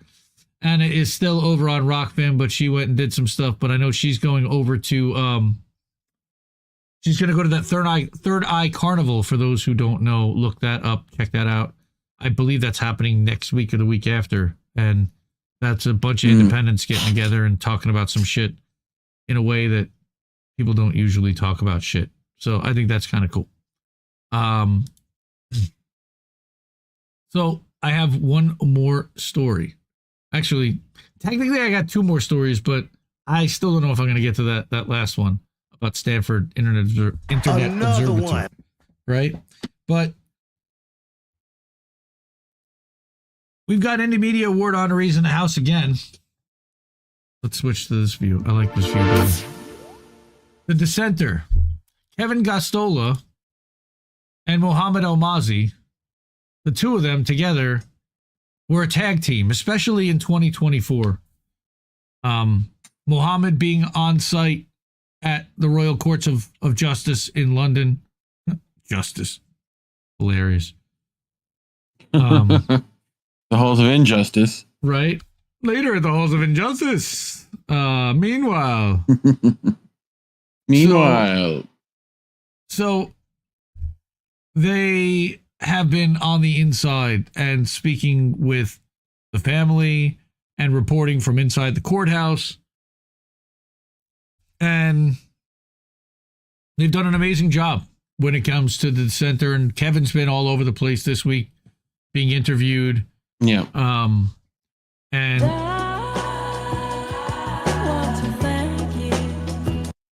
you know, we have been covering basically since episode 1. I was putting in that ticker, free Julian Assange. We've been saying free Julian Assange, and we've been fighting to see Julian freed, and we got to see that this week. And it was an amazing sight. I put together a Substack article this week. We talked about it on INN News, and for those who, and I think everyone has, but for 15 seconds, it's worth it. To see him sign the paperwork and watch him get on the plane. June, was something to see.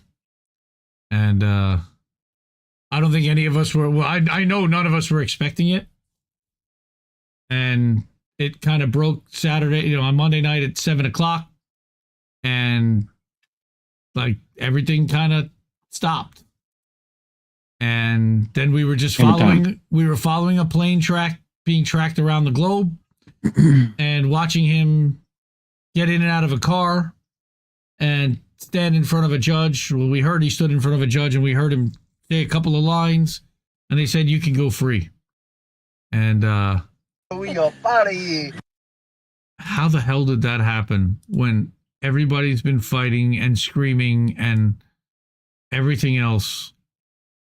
Well, they decided to publish what they at least have learned from all that they have experienced and gathered as their version of the story. And yes, bad cookies, I am so glad, Reade. This is what we fought for. And shout out to Misty. Woo! And shout out to all of the activists and the people who stood out there with banners in the rain and umbrellas and who protested and with megaphones outside Merrick Garland's house, who gave speeches outside the Justice Department and all over the country. So many people to thank, but what we want to do, and we've done that a lot already, but what we want to do tonight is talk about the inside. Thank you very much. The inside the plea deal and find out why the government abruptly ended the case. And that's what we couldn't all figure out. What's the why? Why the motivation for the U.S. government now?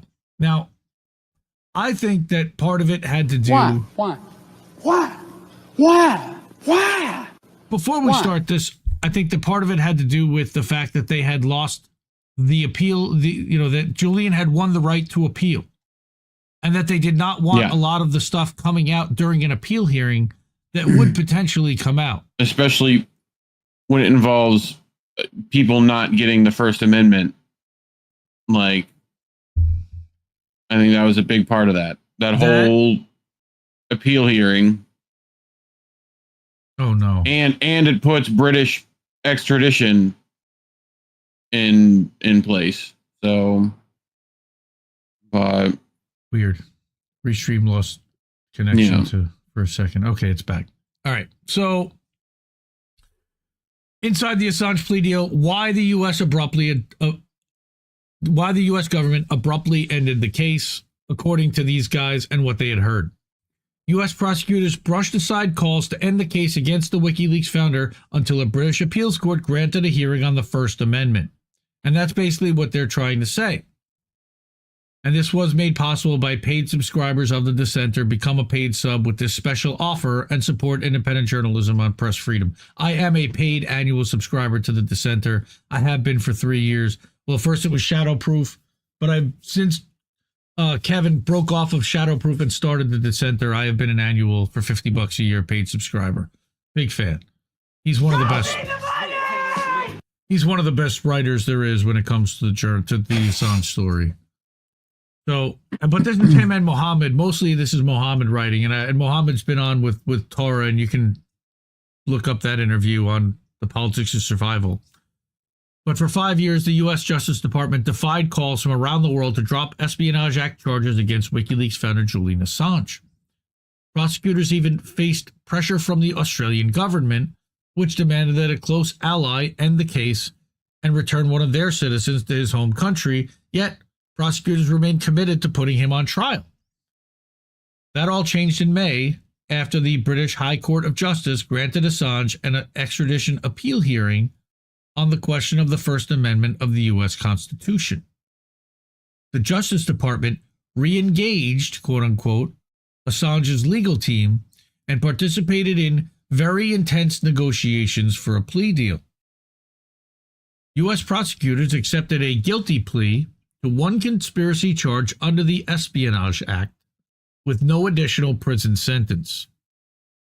The plea deal did not contain a gag order, which is also very important, and officials agreed to to Assange's request to avoid travel to the continental U.S.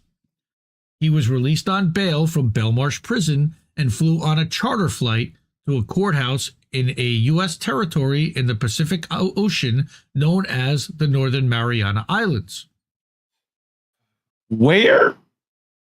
I Y'all believe, don't know where that shit's at. Well, Saipan, I believe it's That's actually made up like place. like an island off of Japan, that another imperialist island that we just decided to annex, I guess. Yeah. How the hell does that happen? Yeah, it's part of that Pacific Theater. More importantly, the Justice Department took it and kept it. Right, during World War II, I would guess. But more importantly, the Justice Department pledged not to pursue any future charges for any uncharged conduct that Assange allegedly committed prior to his guilty plea. That also is important. It wipes his slate clean. This abrupt shift brought a conclusion to a 14-year-long legal saga on June 26th. The award-winning journalist had spent a little more than 5 years detained at Belmarsh Prison, which is often referred to as Britain's Guantanamo. Judge Ramona Manglona accepted the plea deal and sentenced Assange to time served. Quote, "I do hope that there will be, in fact, some peace restored," Manglona remarked.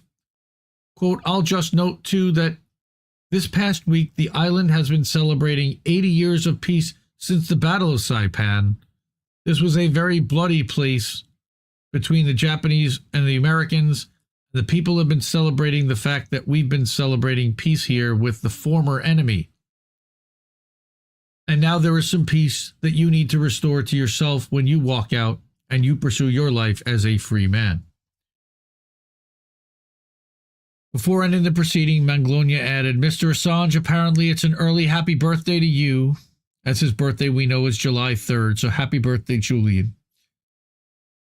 And it's probably the first one that you'll have outside of a prison or any type of limitation."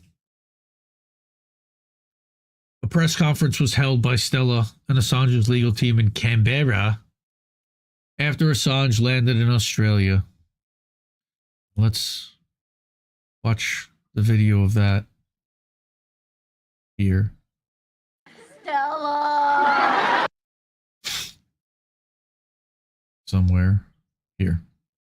Sorry, Jeremy, I need to interrupt you. We now have live feeds, basically, of Julian stepping out of the plane in Canberra. Oh, please, let's see it. Oh, it's such a... Well done, he's walking on the tarmac. I don't know, he's waving to the crowd. It's such a joyous moment. I'm not sure you can see it, but believe me, this is such an emotional moment. He is looking so great.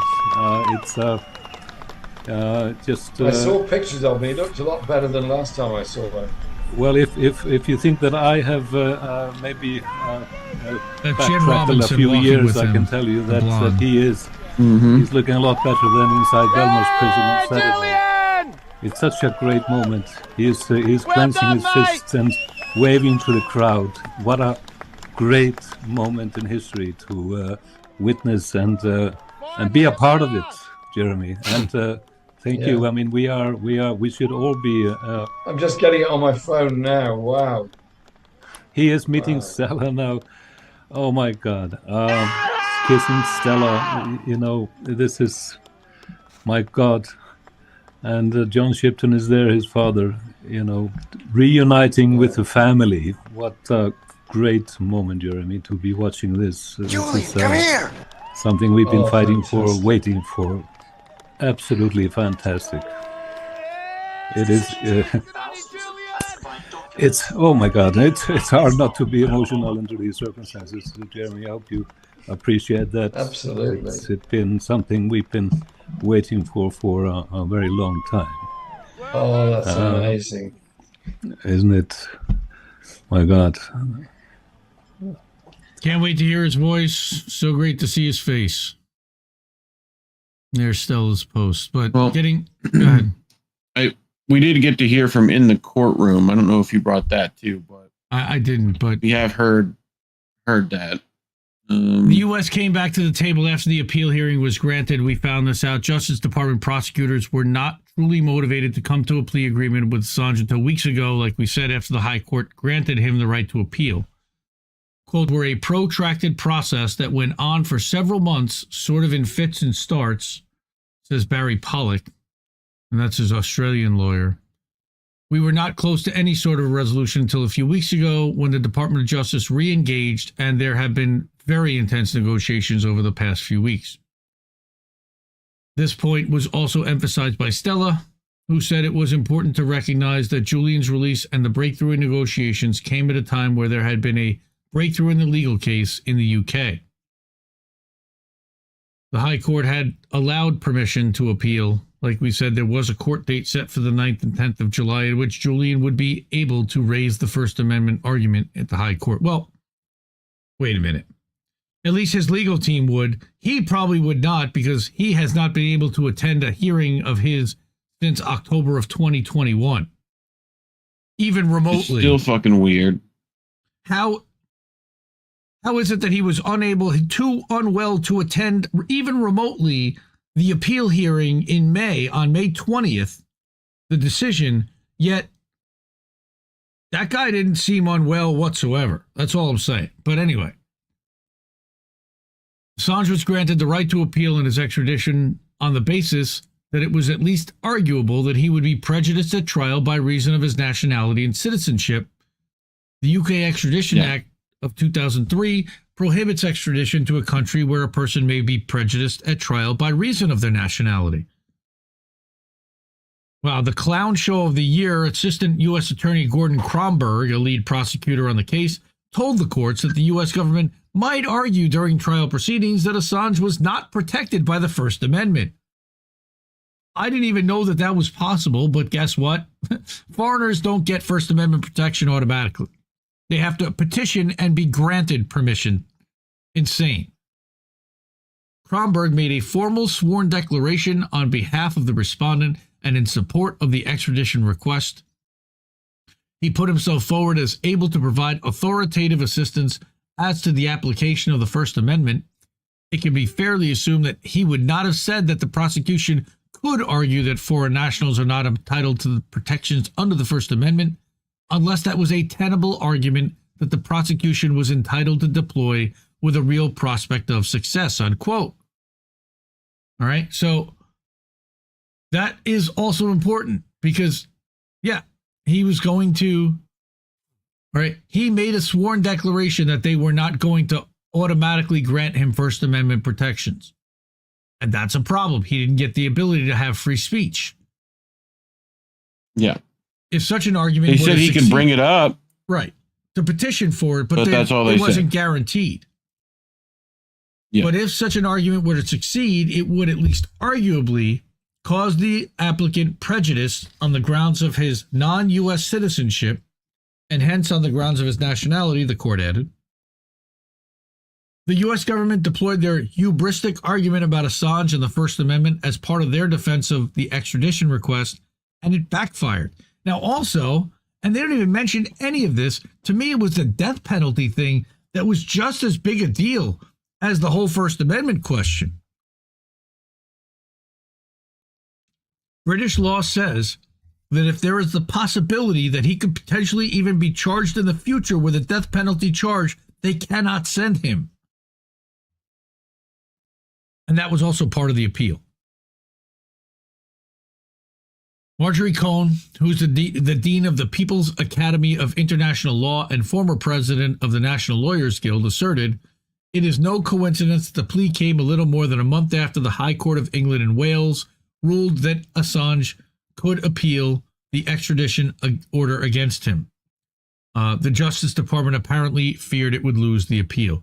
Now, somebody else would say that it is the Royal Courts of London and that this is not England or Wales or Great Britain, but London is a separate entity in itself that has its own set of laws. The City of London is where he was imprisoned. Yeah. That is who has the rights to HMP Belmarsh, apparently. It's very weird legal shit. Stella said she believed the negotiations revealed how uncomfortable the U.S. government is, in fact, with having these arguments aired, which of course they are, because they don't want to have them clarified in court. They'd rather have it be vague and open to their interpretation as often as they like. The fact that this case is an attack on journalism, it's an attack on the public's right to know, and it should never have been brought, she concluded. Julian should never have spent a single day in prison, but today we celebrate because today Julian is free. It almost sounds like Passover. Once we were slaves in Egypt and now we are free. Because that's what we used to do every year. Anyway, the U.S. agreeing not to pursue further charges, of course. One of the most incredible revelations regarding Assange's plea deal is that the U.S. government agreed that they would not bring any other charges against Julian for any conduct, any publications, any news gathering, anything at all that occurred prior to the time of the plea. This is of particular note because, as Pollack explained, even if Assange succeeded in his appeal against extradition, that success would have just resolved this case. Yeah. The 18-count indictment against Assange focused almost exclusively on the WikiLeaks publisher's role in obtaining, possessing, and publishing documents between 2009 and 2011, known as the Iraq War Logs, Afghanistan War Diaries, Guantanamo Bay detainee files, and diplomatic Cablegate. One diplomatic charge under the Computer Fraud and Abuse by prosecutors to include a speech that Assange gave to a room of computer specialists during which he encouraged people to provide WikiLeaks with information which was in the public interest. On top of the fact that their whistleblower witness was a convicted pedophile and admitted that he lied. Oh yeah, there's that too. However, Assange was never charged for WikiLeaks' role in publishing emails belonging to the DNC, acts which even former FBI Director Robert Mueller concluded were likely protected by the First Amendment. However, if he didn't have any First Amendment protections, nor was Assange, most importantly, ever charged for WikiLeaks' 2017 expose detailing the CIA's expansive cyber warfare arsenal known as the Vault 7 materials. This, to me, is the crux. The leak and the publication of the files led Mike Pompeo, when he was CIA director, to reportedly obsess over targeting, kidnapping, or killing Assange in revenge. He had him deemed a terrorist. He had WikiLeaks deemed a non-hostile state actor, which allowed them to break every U.S. law to pursue him and align with Mossad, allegedly, the Adelson family, allegedly, to spy on Assange in the Ecuadorian embassy using UC Global, the security company that the Ecuadorian embassy had hired to oversee security at the building. We know that from the David Morales trial that's happening and happened in Spain. With the plea agreement, which is there in PDF form, which the dissenter reviewed, the U.S. government cannot ever bring a case against Assange for other acts of journalism. Hey, look at that. $20 dono from the Accord Lord. Woo! Saying never stop being you. Isn't that nice? Thank you, Sean. Much appreciated. Love you all. Yes, The United States agrees not to bring any additional charges against the defendant based on the conduct that occurred prior to the time of this plea agreement. The plea agreement states, unless defendant breaches this plea agreement. Judge Manglona said, I was quite surprised, but I think it's a very generous statement. She noted that it applied to everything for the past 14 years, and that's very broad. Another key position that Assange's legal team took during the negotiations was that any resolution would have to end this matter, according to Pollack, meaning that Julian would be free and that he was not going to do any additional time in prison. He wasn't going to do any time under supervision, and he wasn't going to do any time under a gag order. And if that's the case, we'd love to hear him speak. So, of course, here's the political lobbying behind the scenes. Jennifer Robinson, who is, her law firm, by the way, is also part of the George Clooney White Helmets, the Clooney Foundation of Justice, which supports the white helmets and regime change and is highly problematic. I got big issues with her and her firm. But Australian human rights attorney Jennifer Robinson, who represented Assange in the UK, further described the strong political dimension to the case. Extensive lobbying efforts by members of the Australian government proved crucial to the overall result. The way I know this is bullshit is Robinson thanked her close personal friend, her close personal friend and Australian Prime Minister Anthony Albanese for doing fucking nothing but his principled leadership, statesmanship, and diplomacy for tepidly once at a meeting with Joe Biden, maybe could you maybe think about possibly helpfully She explained that raising opposition to Assange's extradition at the highest levels of the U.S. government completely changed the situation for Julian and enabled our negotiations with the U.S. government that allowed us to reach this outcome. It also shows that Scott Morrison was a complete fucking piece of shit, and every other prime minister prior to Albo was also a complete fucking piece of shit. There were about 3 decent members of parliament in Australia. Andrew Wilkie is the one that I remember the most. There were a couple others that were mentioned today on Slow News Day, but not very many stood up for Julian, their own citizen.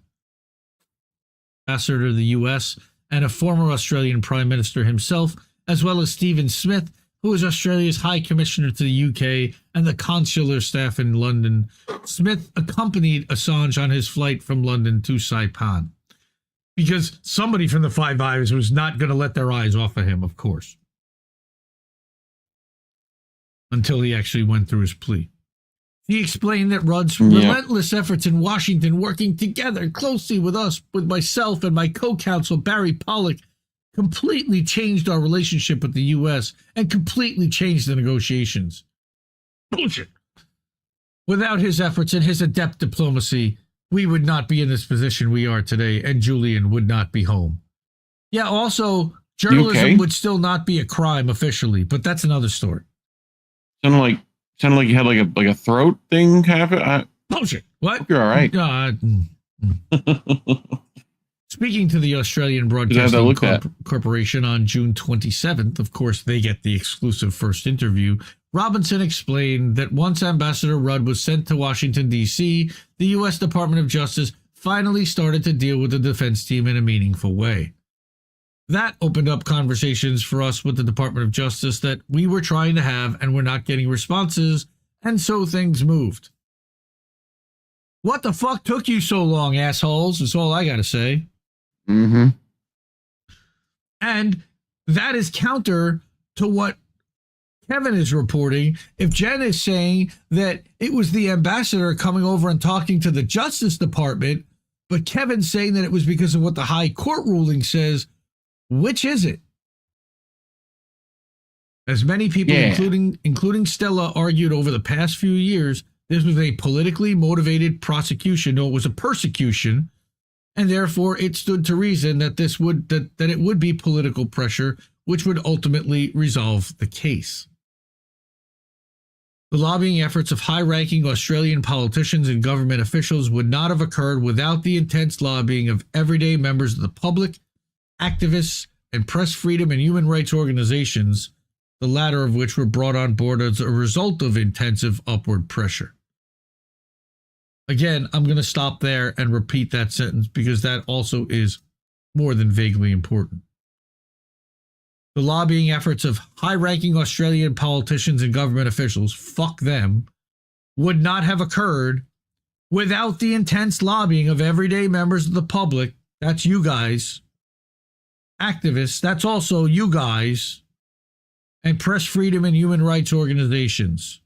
Sometimes they fell on their faces too, like the CPJ and Reporters Without Borders and the Freedom of the Press Foundation, that all acted like they were in Julian's quarter, but certainly fell on their faces more often than not.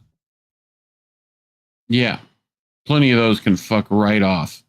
A number of years ago, there were only a few political figures in the UK and Australia who were willing to be to be open and clear in their opposition to Assange's extradition. For example, people such as then Labour MP for Derby North, Chris Williamson, and George Galloway, who was recently re-elected to Parliament, as well as Australia's independent MP for Clark, Tasmania, Andrew Wilkie, and the Conservative politician George Christensen, at the time a member of the House of Representatives with the National Liberal Party for Dawson, Queensland. It took millions of people, Stella says, Queensland, working behind the scenes, people protesting on the streets for days and weeks and months and years. Very cliche. But here's the part, one of the parts that hurt. Assange was required to instruct WikiLeaks to destroy all unpublished files. And this is one of the things that we had to sacrifice and had to give up. This was not a total 100% spike the football win with no consequences. Before Assange's guilty plea was entered in court, the agreement with the U.S. government required him to take all action within his control to cause the return of the U.S. to the U.S. or the destruction of any such unpublished information in his possession, custody, or that of WikiLeaks or any affiliate of WikiLeaks, unquote. Now, my guess is that he doesn't have it, but if he did, he'd have to destroy it. Yeah. Barry Pollock confirmed that Assange has instructed Kristen Hernassen to destroy any materials they might have had that were not published. WikiLeaks editor-in-chief Kristen Hernassen confirmed to the dissenter that Assange had requested that he destroy all published U.S. secret document, all unpublished U.S. secret document. We just got crashed. This provision in the plea agreement echoed the infamous decision by 2013 editors at the Guardian newspaper to take a power drill and an angle grinder to a hard drive which contained copies of vast troves of information leaked by National Security Agency whistleblower Edward Snowden and to then Guardian columnist Glenn Greenwald. Okay. Editors were then threatened with legal action if they did not either hand over the hard drives. They agreed to destroy them in the basement of their headquarters in London, even though it was understood that copies existed elsewhere outside of the UK. Technicians from Government Communications Headquarters, the UK equivalent of the NSA, filmed the destruction of the computer hard drive while taking notes and providing instructions to the editors. Guardian editor Paul Johnson was among those who described the destruction as purely symbolic act, since everyone involved knew that there were copies of the materials which revealed the details of Anglo-American mass warrantless spying and surveillance of hundreds of millions of people in the U.S. and around the world. Yet the act was more than symbolic. It was a potent reminder of the power of the UK government, acting with the encouragement of the U.S. national security state, and its ability to threaten and bend even well-known and even well-resourced establishment news media to its will. As investigative journalist Kit Clarenberg recounted, another Indie Media Award honoree, recounted for The Dissenter, 3 years after the destruction of the hard drive, the Guardian's investigative team was dissolved and Guardian coverage of military, security, and intelligence issues declined precipitously. That's to say the least. In fact, presently, many key national security correspondents at The Guardian have little background in the field. Not a surprise. The U.S. did not or could not identify any victims.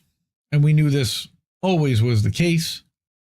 But it's nice to have it officially in writing. The U.S. government was unwilling or unable to identify any victim of the published leaks.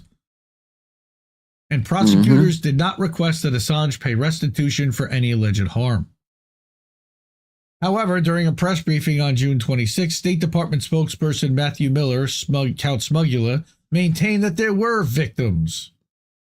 If you recall, when WikiLeaks first disseminated and published State Department information tables, they did so without redacting names. Except that wasn't them, asshole. That was Cryptome. Yep. Yeah. He says they just threw them out there for all the world to see. And so the documents they published gave identifying information of individuals who were in contact with the State Department. That included opposition leaders, human rights activists around the world whose positions were put in some danger because of their public disclosure. Well, those of you who covered the State Department at the time will probably remember that in the days leading up to that release, the State Department really had to scramble to get people out of danger, to move them out of harm's way. Bullshit! He offered to sit down and have a conversation with Hillary Clinton about it, and she stonewalled him. That's nonsense. He even offered to delay the release if that's what they needed. They never responded. This is all fucking fiction. Miller was not at the State Department. He was working at the time as a Justice Department spokesman in President Barack Obama's administration. And in fact, Miller opposed the Assange prosecution before he was an official in President Joe Biden's administration. You fucking hypocrite. Count Smugula. The entire cache of 250,000 plus diplomatic cables became available on the internet because Guardian editor David Lee included the passphrase for an encrypted file containing the cables in a book he co-authored about working with WikiLeaks. Assange called the State Department to warn them of the risks posed by the publication of unredacted cables. This is what I'm saying. Julian tried to work with them. I appreciate that you've recognized that these kinds of releases absolutely can pose a threat to the very sources reflected in the material, said Cliff Johnson. Miller complained about the supposed negative impact that the release of the cables had on U.S. diplomacy, but Secretary of Defense Robert Gates said when the cables were first published, quote, "I've heard the impact of these releases on our foreign policy described as a meltdown, as a game changer, and so on, and I think those descriptions are fairly significantly overwrought." Uh-huh. Yes, Kit Clarenberg is back on Twitter, by the way. And we covered that. Yeah. The fact is, governments deal with the United States because it's in their interest, not because they like us, not because they trust us, and not because they believe we can keep secrets. He also said every other government in the world knows the United States government leaks like a sieve, and it has for a long time. Associated Press reporter Matthew Lee, who was one of the only decent reporters in the White House press room, along with Simon Atiba, was covering the State Department when WikiLeaks first published the cables. As he recalled, quote, "There was no public concern that was raised about the potential security risks posed to sources who might have been quoted. Aside from the cables, the U.S. military was never able to find any evidence that the publications of military war logs from Iraq and Afghanistan resulted in any person's death." Again, that's an important phrase. The U.S. military was never able to find any evidence that the publications of military war logs from Iraq and Afghanistan resulted in any person's death. Pentagon Papers whistleblower Daniel Ellsberg testified at Assange's hearing in September 2020. He noted that Assange withheld 15,000 files from the release of the Afghanistan war logs. He also requested assistance from the State Department and Defense Department on redacting names, but they refused to help WikiLeaks redact a single document, even though it's a standard journalistic practice to consult officials to minimize harm, which he did. He says, Ellsberg says, "I have no doubt that Julian would have removed those names. Both the Pentagon and State Department could have helped WikiLeaks remove the names of individuals. Rather than take steps to protect individuals, Ellsberg suggested U.S. officials chose to preserve the possibility of charging Mr. Assange with precisely the charges that he faced." And of course, we know that Julian stated in court that he committed journalism. The U.S. government may have accepted a plea deal that showed Assange some mercy, but they still coerced or forced the WikiLeaks founder to plead guilty to journalism if he wanted to obtain his freedom. At the court hearing in Saipan, Judge Manglonia asked Assange to describe what he did that constituted the crime charged. I was working as a journalist, he says, and I don't know if you have this audio. I did not bring it up, but he says, working as a journalist, I encouraged my source to provide information. It's right there, I think. Is it? The video. Oh. You click that. At this time, I'm asking you to explain to me what is it that you did That's that the would judge. constitute the crime charged. Working as a journalist, I encouraged my source to provide information that was said to be classified in order to publish that information. I believe that the First Amendment protected that activity, but I accept that as written, it's a violation of the Espionage Act statute. So you had certain belief, but you understand what the law actually says as well. I believe the First Amendment and the Espionage Act are in contradiction with each other, but I accept that that it would be difficult to win such a case given all the circumstances. So,